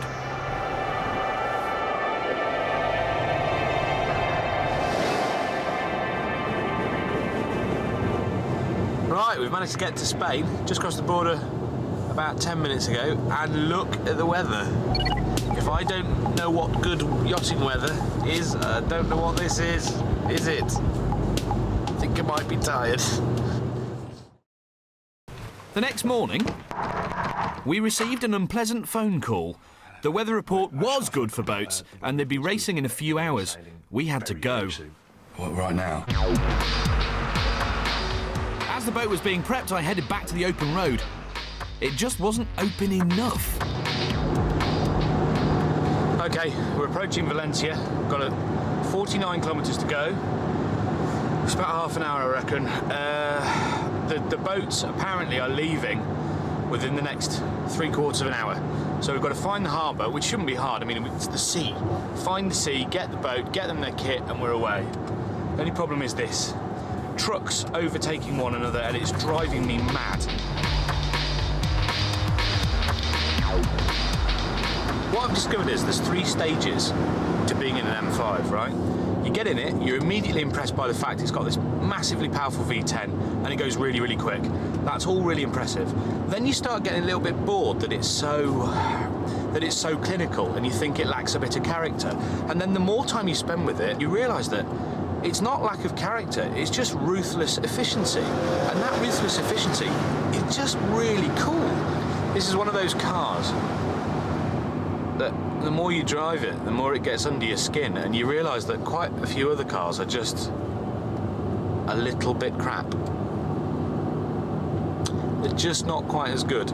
Everything becomes just not quite as good. Eventually, the crap cars cleared out of the way and the race was well and truly on.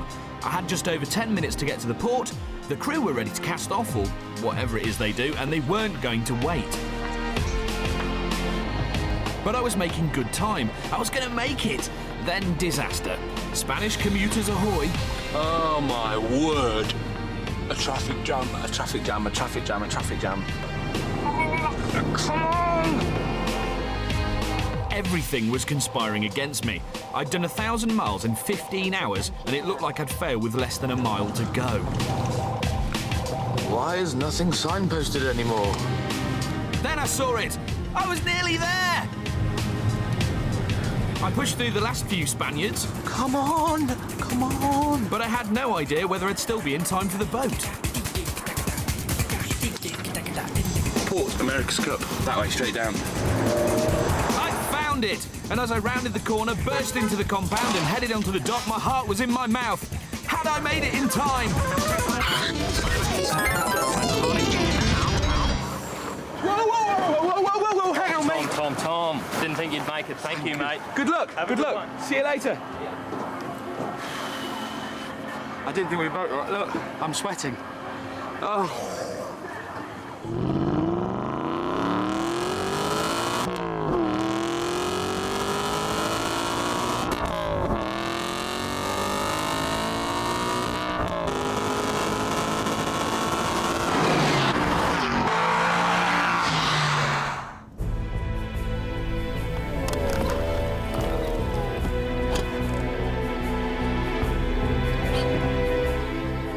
The Aston Martin Vantage always sounded great, but now that spine-tingling V8 is available in surround sound.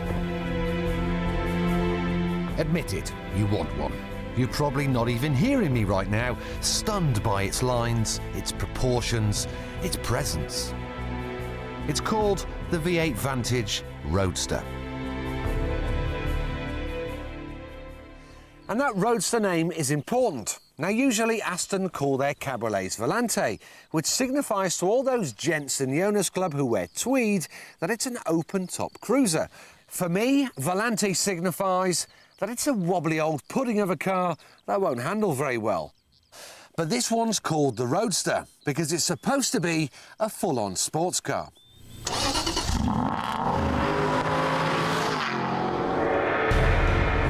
Just like the coupe, you get the same 4.3-litre V8 with the same 380 horsepower. And significantly, the same figures to impress your mates down the pub. 0 to 60 arrives in 4.9 seconds, and the beast goes up to a top speed of 175. So on paper, there's absolutely no sacrifice in performance at all. So why then isn't it easy to recommend?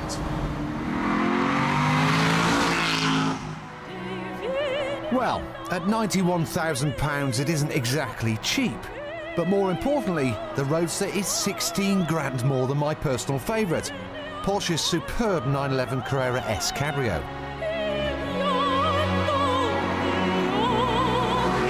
So realistically, it's pointless carrying on with this test. But then again, buying a car is an emotive choice. It's never been about being rational.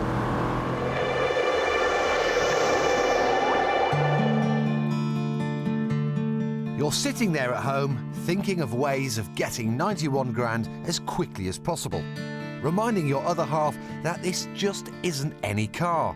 It's a hand-built masterpiece with an engine you want to stroke, seats you want to sit naked in, and dials that, although unreadable, look like modern art.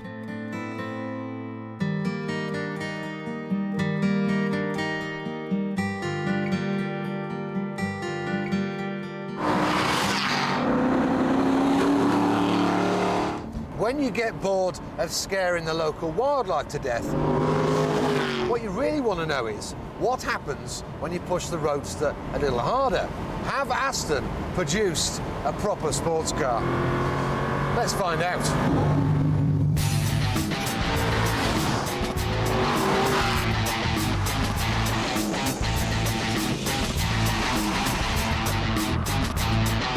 The simple answer is yes. This is a great sports car. It's well engineered, the dashboard doesn't rattle, there's no scuttle shake, it feels very stiff. I can't feel the chassis flexing, it's fab. But the one overriding fact you get from this Aston is it feels heavy. It doesn't feel very nimble and pointy and darty. And that's what I want in a sports car. But then again, this is a truly great Aston Martin. Their best convertible ever, in fact. And let's face it, that noise is utterly priceless. The mighty Ford GT. A rear-wheel drive monster with a 5.5-litre V8 that produces 550 brake horsepower, propelling it to 60 in 3.7 seconds and onwards to a top speed of 202 miles an hour. It weighs in at 1.5 tons, but what it lacks in agility, it makes up for in sheer power. Not so with this, a Formula Ford racing car. It only has 150 horsepower from its 1.6-litre engine, but because it's only a third of the weight of the GT, it gets to 60 in the same time. Mind you, its top speed is only 140 miles an hour. Well, you know, when I arrived in single-seaters, Formula Ford was obviously very well established, but there was other formulas coming along where I could have slicks and wings, and that's what I went for. But, you know, there was still...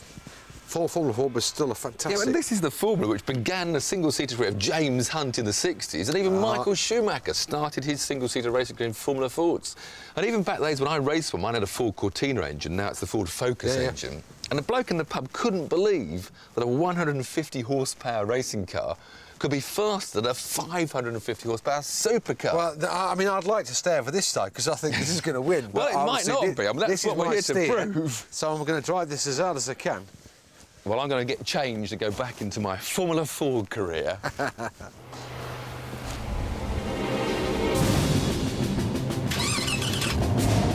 For our first battle, we'd have the best of 3 in a quarter-mile drag race.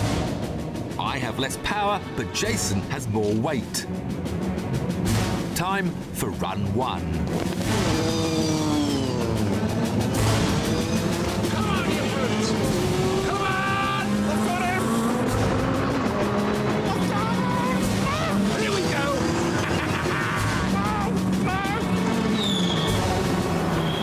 Whoa, I can't believe it. I just had to keep my nerve then. Tiff gets off the line better. I tell you what, that Formula Ford's quick to 60. I got well beat by the great big 550 guzzling horsepower. So, 1-0 to me.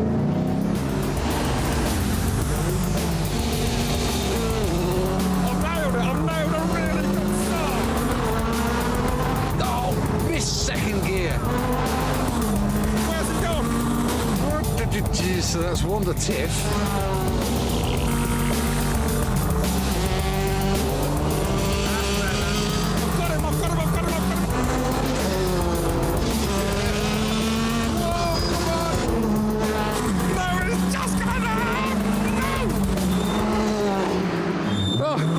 That was just so close. Tell you what, we're doing 110 miles an hour at the end there. It is a quick old bus, this. Where were you, Tiff? Hey? I was right beside you, you see? Yeah, I mean... Right beside you. Yeah, but... The gear changes are getting faster. But was it a draw or was there a winner? You won. I'm surprised how close it is. I thought this would easily be in the lead. 550 horsepower versus 150. But then the power to weight ratios are quite close. But it's about 3. I don't know what's called, 350, 330. Yeah, is it? 350, 330. So we got onto the track. Weight is going to. I know this is going to win. Not just win. Stop spoiling my pleasure by giving in early. You're doing that on purpose. I gift you this next win. You're trying to reduce my euphoria when I grind you. All right then. So, it was time for the race. 1 lap of the Rockingham International Circuit, supercar versus race car. Winner takes all. Morris is in the power to get away. So, not the best start of all from Plato, but we're leading in the first corner. Smoke will do him up the inside. Oh, he's having a go at the inside. Oh, it's a big, heavy car. Come on. I don't think he'll be able to get past here. I'll have to do him here. He's all over me like a rat. Okay, oh, thank you very much, Jason. Oh, he's down the inside. No, show him how fast a 150 horsepower car can go. Oh, he's gone now. Sorry I'm not looking at you, but I'm working really hard here. Little nip to the chicane. Whoa, Dobby. It's just so lazy and laborious around the corners. And it just can't put the power down. I can't even get close to him. I'm just going to play with him with half a lap to go. And we've got him. What's the matter with him? Come on in, Jason. Oh, no, he waved me past. I don't know what's going on there. Right, I'm going to block him. Give him some dirt. 1 more corner to go. And as he slides wide, I nip inside. Oh no, he's playing out the inside, a little tinker.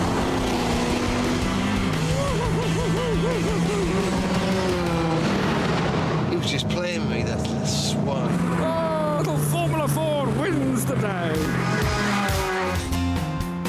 I'm delivering an important parcel to Ferrari's boss to celebrate their 60th birthday.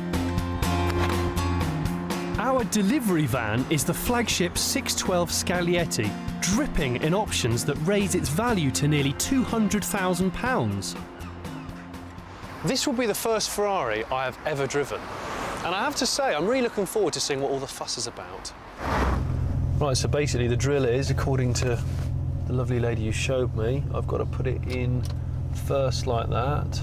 I could do it on the paddles, and then Make sure I'm not going to drive into a curb. That would be bad. Just tell you what, it sounds awesome.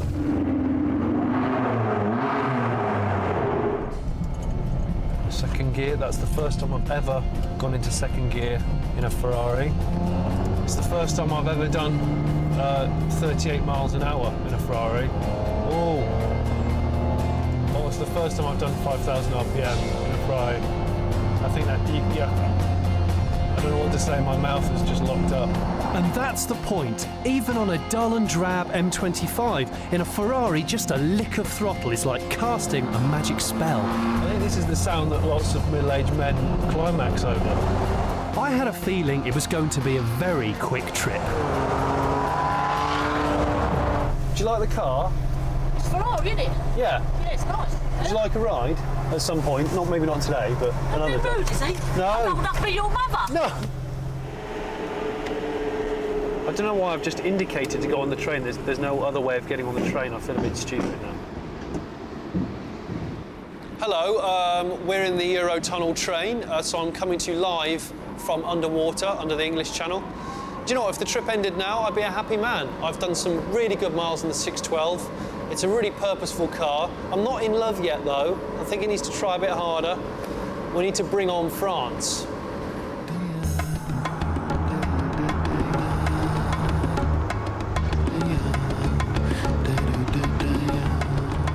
You'd have a hard job missing the paddle shift on a 612. They're like Gary Lineker's ears behind the steering wheel.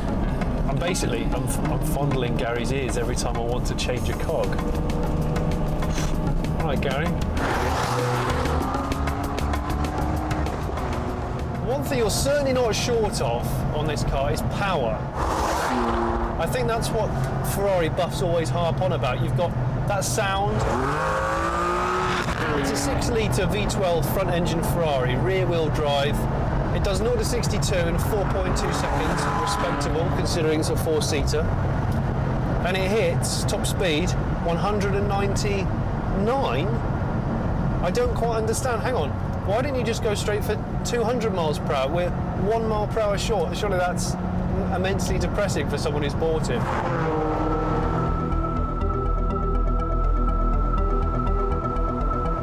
I admit, to begin with, I found the car a little scary. But as we racked up the miles and ticked off the countries, I began to feel ever more comfortable. Stuff the gearbox into auto, keep the revs down low, and you'll find the Skag cruises as well as an S-Class. The most expensive car I've ever bought cost £1,600. But that night I felt like Don Johnson, in a good way. Good morning, how are you? I'm very good. I've just had a wonderful sleep, because in the last 12 hours yesterday, I actually went through 5 different countries. England, France, into Belgium, then Luxembourg. Well, strictly that's a duchy, so I passed that on the left-hand side. And then into Switzerland. It was an epic journey. You know, I expected the Ferrari to be a bit of an assault on the senses, but actually it's a very civilised beast. And today my mission continues.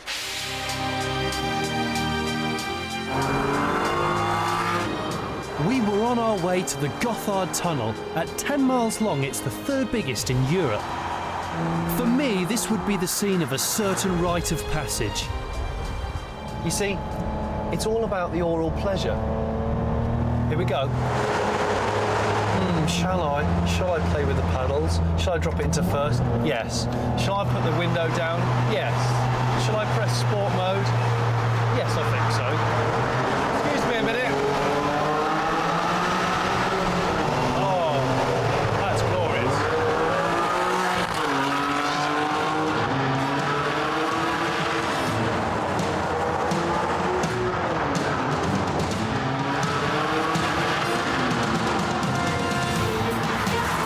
We reached Italy, and floating through the final few towns, where the Skag average is 8 miles per gallon, by the way, I reached an inescapable conclusion. Driving this car is like strapping on a superhero costume. Park it up in its hometown of Modena, and you're swamped by fans within seconds.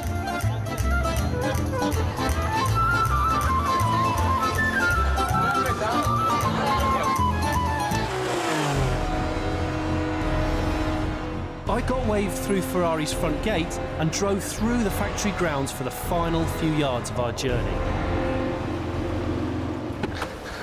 Well, I've made it. 1,000 miles. 1 month's worth of driving compacted down into 2 days. And you know what? I feel fresh as a daisy. It's almost as if I've spent 1,000 miles worshipping this engine before me. And you know, I think that's exactly what the Ferrari fuss is all about.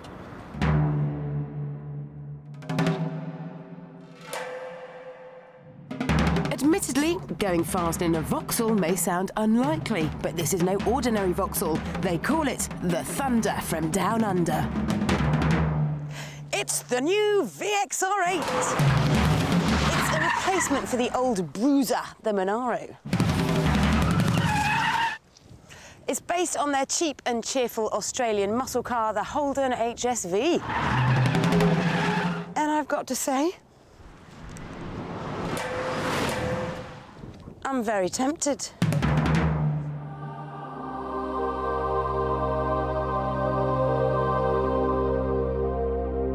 Buy a similarly sized BMW 5 Series and 35 grand gets you a 3-litre engine with 268 bhp.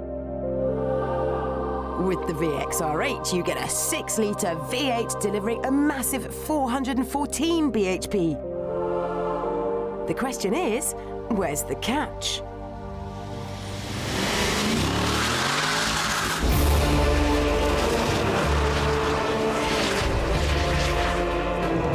Oh, hello, hello, hello.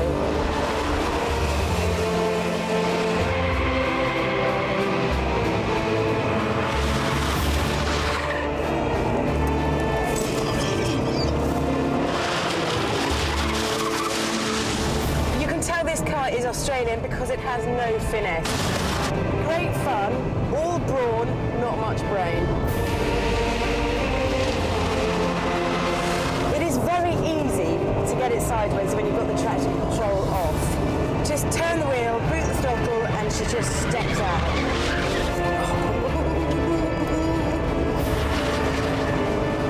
Oh!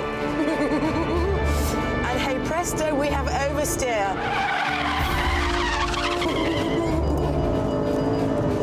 Oh, you can't go wrong with that. Oh, sideways action. Just fantastic.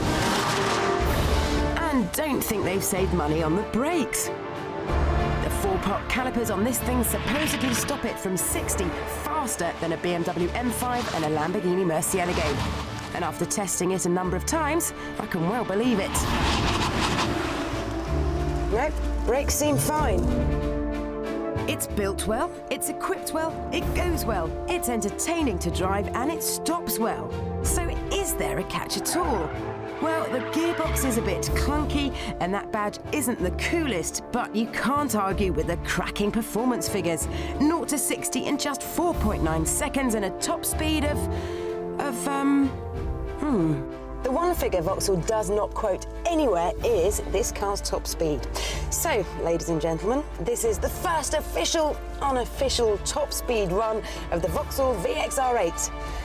Okay, I've got 2 miles of runway, but before I get onto it, I have got quite a sweeping bend. So, I'm just going to get as much momentum as I can on this bend so that I can hit the main runway on a flyer. So here we go, 90 miles an hour, 6,500 RPM straight up to 4th gear, 110 miles an hour and climbing. Come on, revs! 5,500, 120, 526 miles an hour. Come on, come on, come on. 6,500 RPM up to 5th gear, 140 miles an hour. Okay, I'm just in it for the ride now. I can see the end of the runway. I'm just going to keep on going as fast as I can until I need to brake. 150 miles an hour, 6,000 RPM, 155 miles an hour. The car's going all over the place. I need to brake, I need to brake, I need to brake. 155 miles an hour, and we still hadn't hit top revs in 5th gear. We were only about 500 RPM short. So this car can go a lot faster than 155 miles an hour.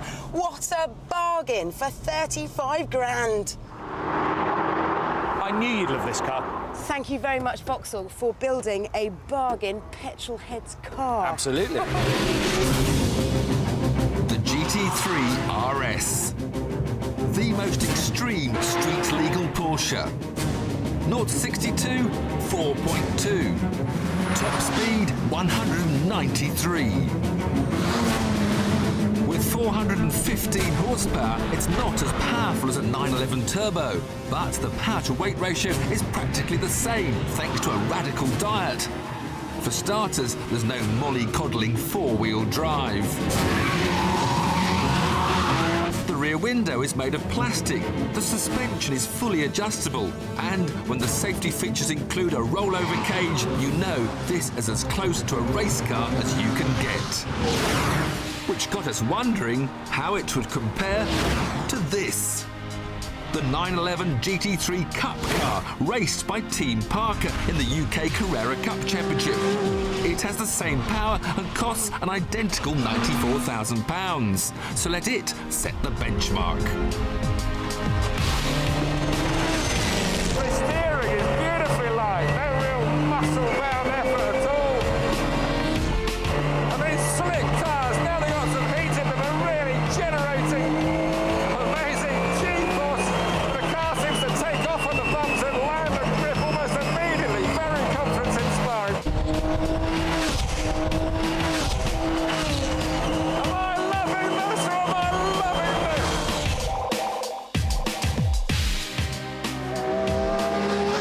this? It completes the lap in an adrenaline-soaked 1 minute 10 seconds. So how will the road car compare? Flat out in fourth gear, 141, 146 miles an hour. I don't even need to use fifth gear now. At that point in the race car, I was in sixth.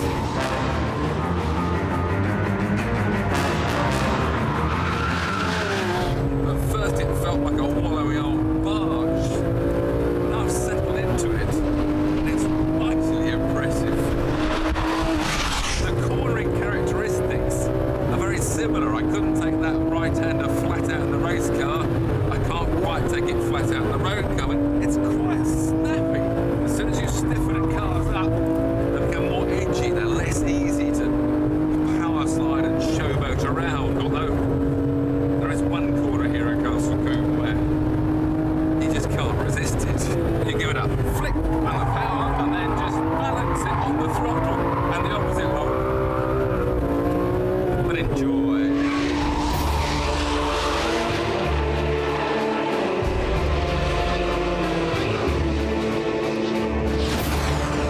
Enough smoking, start the watch.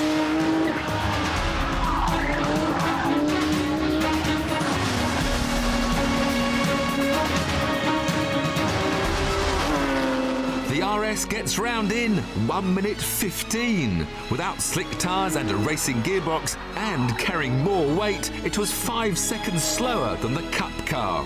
Yet, as a test of a driver's skill and for sheer driving adrenaline, the RS is every bit as good. The hot hatch is the Renault Sport Megane 230 F1 R26. Not exactly catchy, but it is code for the most track-focused hot hatch on sale. It cost 19.5 grand and today faces an unusual challenger. This. The Transit Connect Express, a one-off created by a team of enthusiastic Ford engineers to show just how far White Van Man could go. Underneath the Postman Pat body lies the engine from the old fire-breathing Focus RS, which delivers 212 horsepower and gets the van to 60 in under 7 seconds. Performance that's pretty similar to the Megane. So we'll let the Renault set the pace round the Cadwell Park circuit.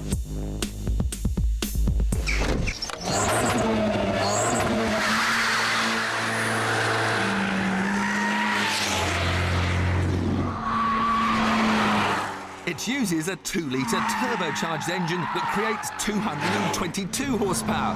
But more importantly, it's got a limited slip differential that lets you use more of that power without spinning up the inside wheel when powering out of corners. This R26 really has got amazing levels of grip. It's really hard to criticise this Renault.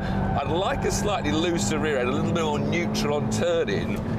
because it tends to understeer a bit as you go in like that, and you miss your first apex. I want something a little bit wilder. This is so well controlled, so well balanced. Rarely gets out of shape. This is going to set a pretty quick pace, so we now have to calm things down and go for that neat and tidy timed lap. Fourth gear up the straight, 110 miles an hour, great brakes. Snatch fourth on the way down to the gooseneck. Pop back to third. A bit of understeer for the first apex. Whoa, down the hill.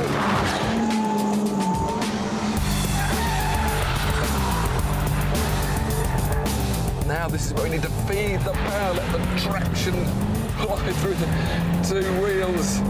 We mustn't push too fast in. We know the nose will go wide. Get the nose into the apex, and then it's full throttle to the line to set the pace at 1 minute 15.2 seconds. Next up, the turbocharged van. The brick-like aerodynamics are an obvious disadvantage, as is the fact that it's about 10 horsepower down on the Renault, but it also has a limited slip differential to improve traction. Of course, with that RS turbo engine underneath, it's got a very different power plant. I can also feel a lot more noticeable turbo lag. Modern turbos, like with the Megane, you hardly know they're there. This is a bit more old-fashioned. You feel a bit of a pause, and then whoosh, in comes the turbo. The suspension, though, is the same as the van's, the standard Connect, although it's been uprated. But of course, it's much stiffer. There are anti-roll bars front and rear. So with that sort of suspension tuning, there's every chance that it could catch the Megane. This is bizarre. I feel like I'm in a sports saloon and I'm in a van. Try a bit of a rally flip. Yahoo! Fantastic. Time for a fast one. Brakes feel good there. But at the gooseneck, the van's already 1.1 seconds behind. One way out in the other. Oh, that's the curve. Oh, God.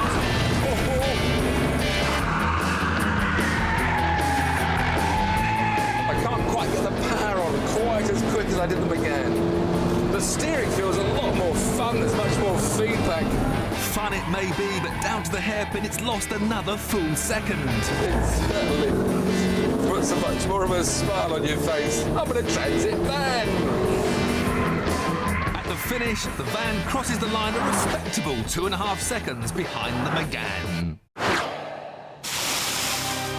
Well, we'll be finding out in a rather unconventional way, testing the X5's torque and power by seeing if it's got enough to tow a champion wakeboarder. It'll either end in tears or somebody drowning. So, how's this X5 different from the last? Well, it's been remodelled, but in a fairly subtle way. It's wider, longer, and a bit more muscular, and it's now packed to the gunnels with technology. To start with, I'm not sure who's driving who. This car has got so much electronic trickery on it that it seems as though it could drive itself. Oh yes, adaptive drive, active steering, head-up display, X-drive, dynamic stability control, dynamic traction control, cornering brake control, park distance control, hill start assist, brake pre-tensioning, brake fade compensation, brake drying. The one that's most impressive is adaptive drive, the active suspension that stops any roly-poly antics. I'm just going around this roundabout and the body hasn't moved at all. It is fantastic. And if I change direction as I exit the roundabout, you'd expect a car like this to really wallop over, but it doesn't. It just stays so sports car flat. Oh, fantastic. The only slight downside is that the clever suspension is a £2,300 option. This range-topping 50 grand 4.8i Sport is good for 150 miles an hour, although not necessarily on roads like these. The 355 bhp V8 gets it to 60 in an impressive 6.5 seconds. Whilst the fuel gauge drops. This is an expensive thrill. My usual exuberant style, was averaging 8.8 mpg. However, there may be a way an X5 can save you money, and to find out if it can, we need the help of that wakeboarder.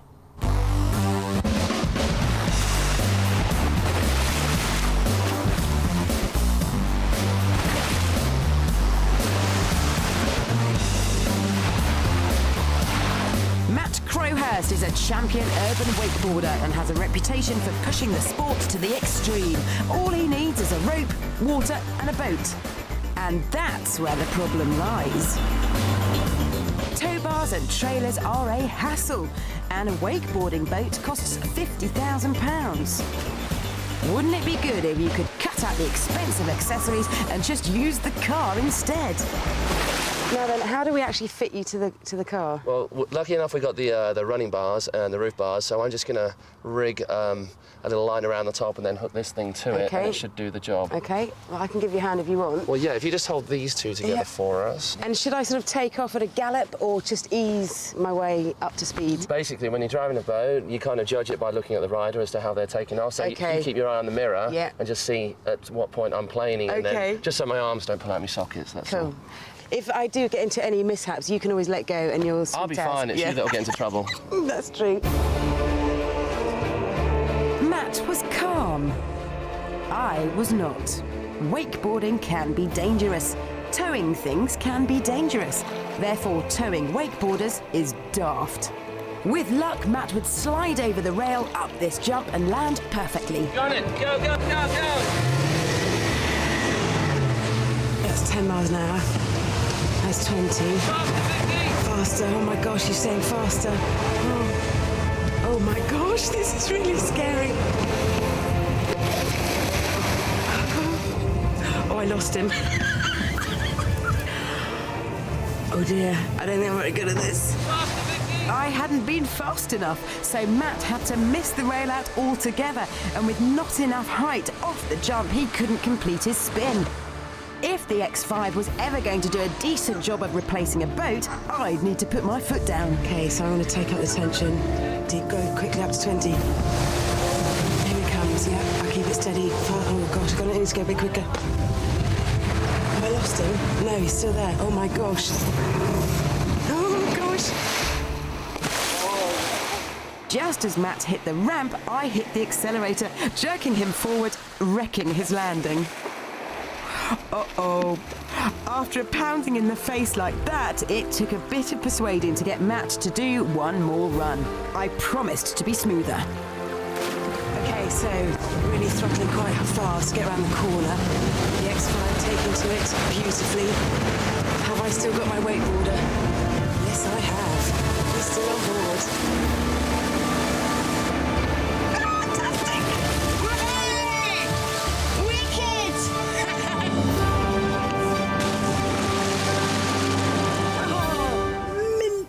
Banzai, whatever they say. That was fun. That one was definitely the best.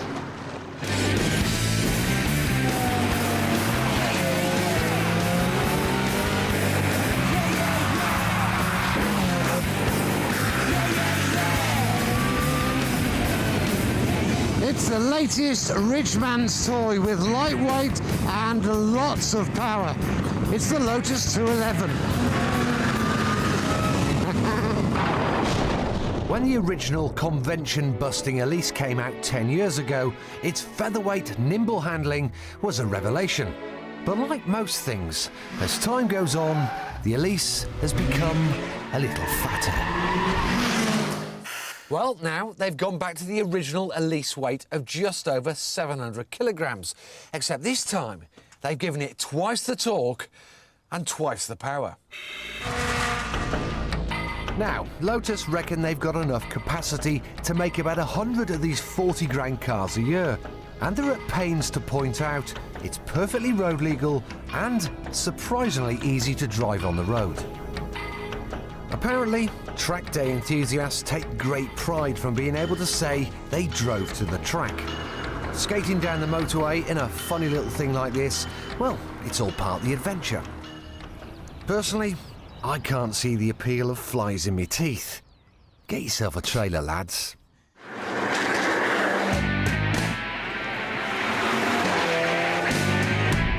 comes from a supercharged 1.8-litre Toyota engine, producing 252 brake horsepower. That's about the same as a Porsche Boxster, but in something that weighs about the same as a Leaf. Now, one of the great things about this supercharged engine is it's got plenty of torque, 250 Nm. So you don't have to be revving it to get the car off the corner.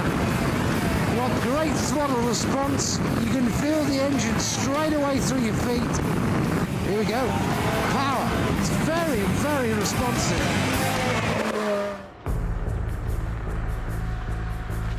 Now 60 comes up in 3.8 seconds. It'll do 100 in just under 9. And top 150 miles an hour. It's a very, very quick car.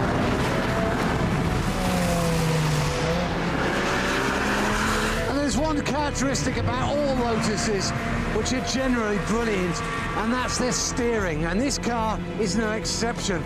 It's just so accurate. It's near a racing car as you can get, where you've still got compliance and still got something which you can drive on the road. I mean, the chassis is fabulous. You know, this is the sort of car where I'm not that bothered about showboating and oversteering. I just want to go quick. You know, exactly the same feelings I have when I'm racing the car. They've got it right. It's brilliant. There's a smart gadget fitted to this car, variable traction control. Now, rather than just turning it on or off, you can dial it to one of 30 different levels. Okay, now we'll go about halfway. So you can see a little bit of oversteer. And now, yes, we'll turn it off. So, no traction control.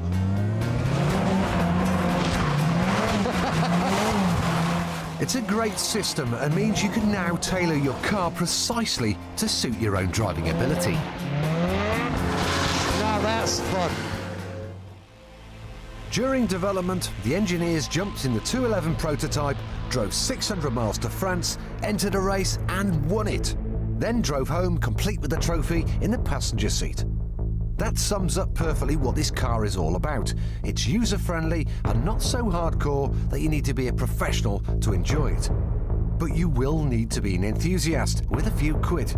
Because remember, it's going to cost you 40 grand. Sometimes the mightiest cars aren't the biggest or the most powerful, but the lightest. So, which popular hire car will get you from airport to hotel the fastest? First, Vauxhall's Astra in Poverty Spec Club trim. It has a 1.6-litre engine with 113 horsepower, so 0 to 60 takes 10.9 seconds. Then there's the Ford Focus Z-Tech. Same sized engine, but only 99 horsepower. It's about a second slower to 60, but comes with a reputation for fine handling. First, the Astra.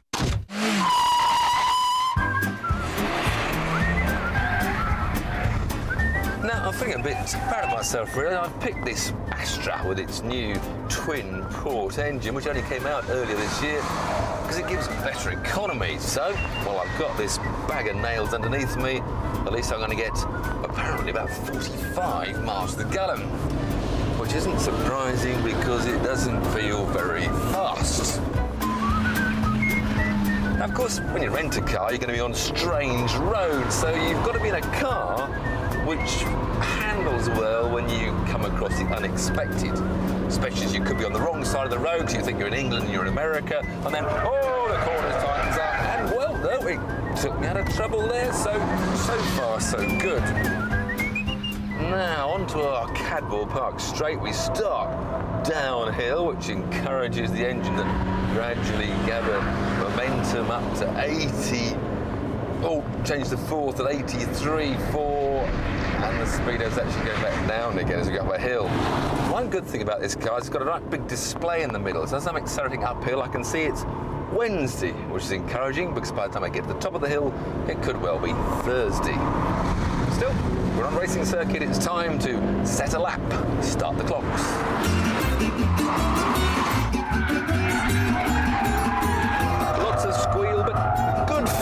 the steering. It's maybe just a rental bucket, but it's built solidly. And at the end of a very long lap, we crossed the line in a yawn-inducing 86.3 seconds. Next up, the Focus.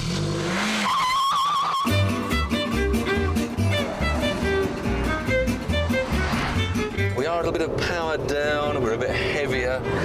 Although maybe the legendary Ford Focus handling can make up the deficit.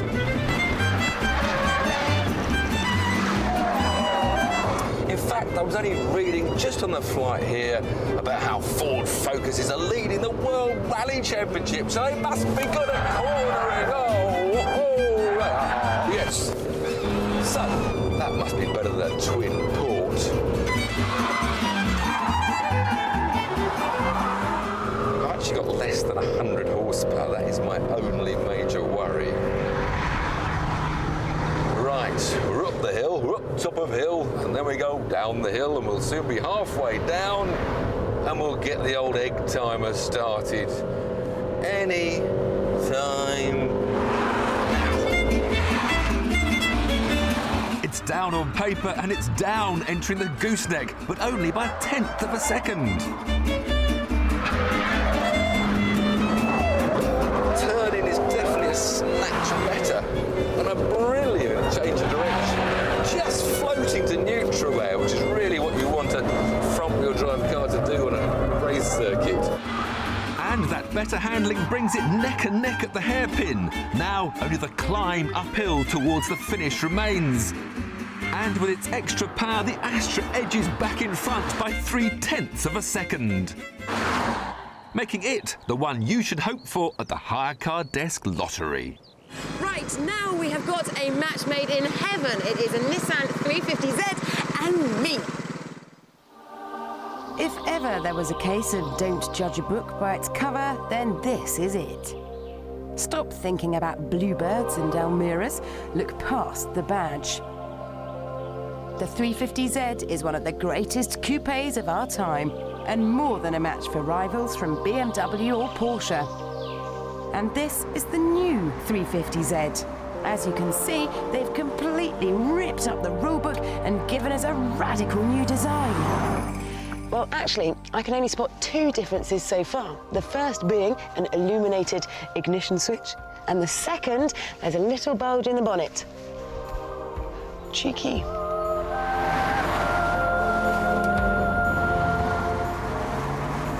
It turns out the 350Z is rising to the occasion because it houses a slightly taller engine. It's still a 3.5-litre V6, but it's 80% new. The ear-pleasing growl as you floor it still remains the same, and now you get an extra 13 brake horsepower to play with, so you have a grand total of 308.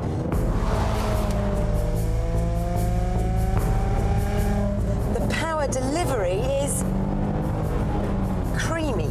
Not a word that I'll often use, but very apt for this engine. It is silky smooth throughout all the revs in every single gear. And boy, oh boy, are those gears very long-legged. So long, in fact, that it'll do 70 miles an hour in second. The other gears are there just to determine the size of the fine.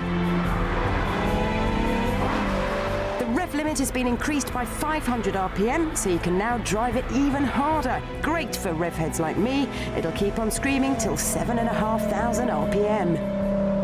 I must take issue with the gear shift light though. People should be able to hear when they reach the rev limit and they need to change gear, and not rely on a tiny light to glow red and tell them. Plus, you have to take your eyes off the road to look down at the light.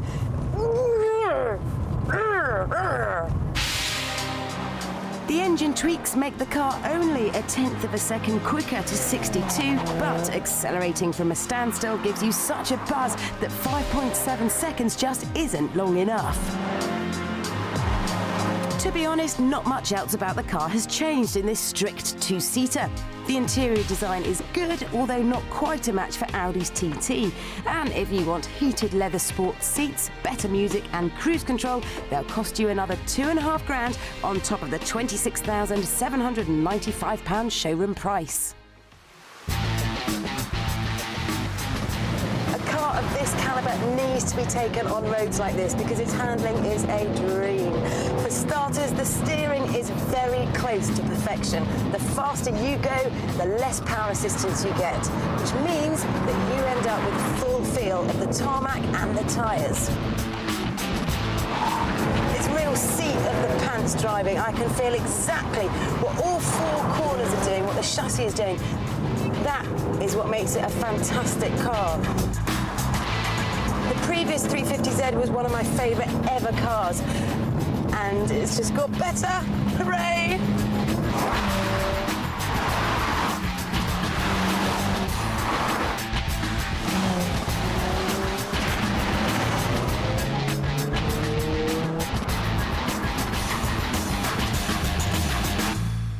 If you're still not swayed, consider this.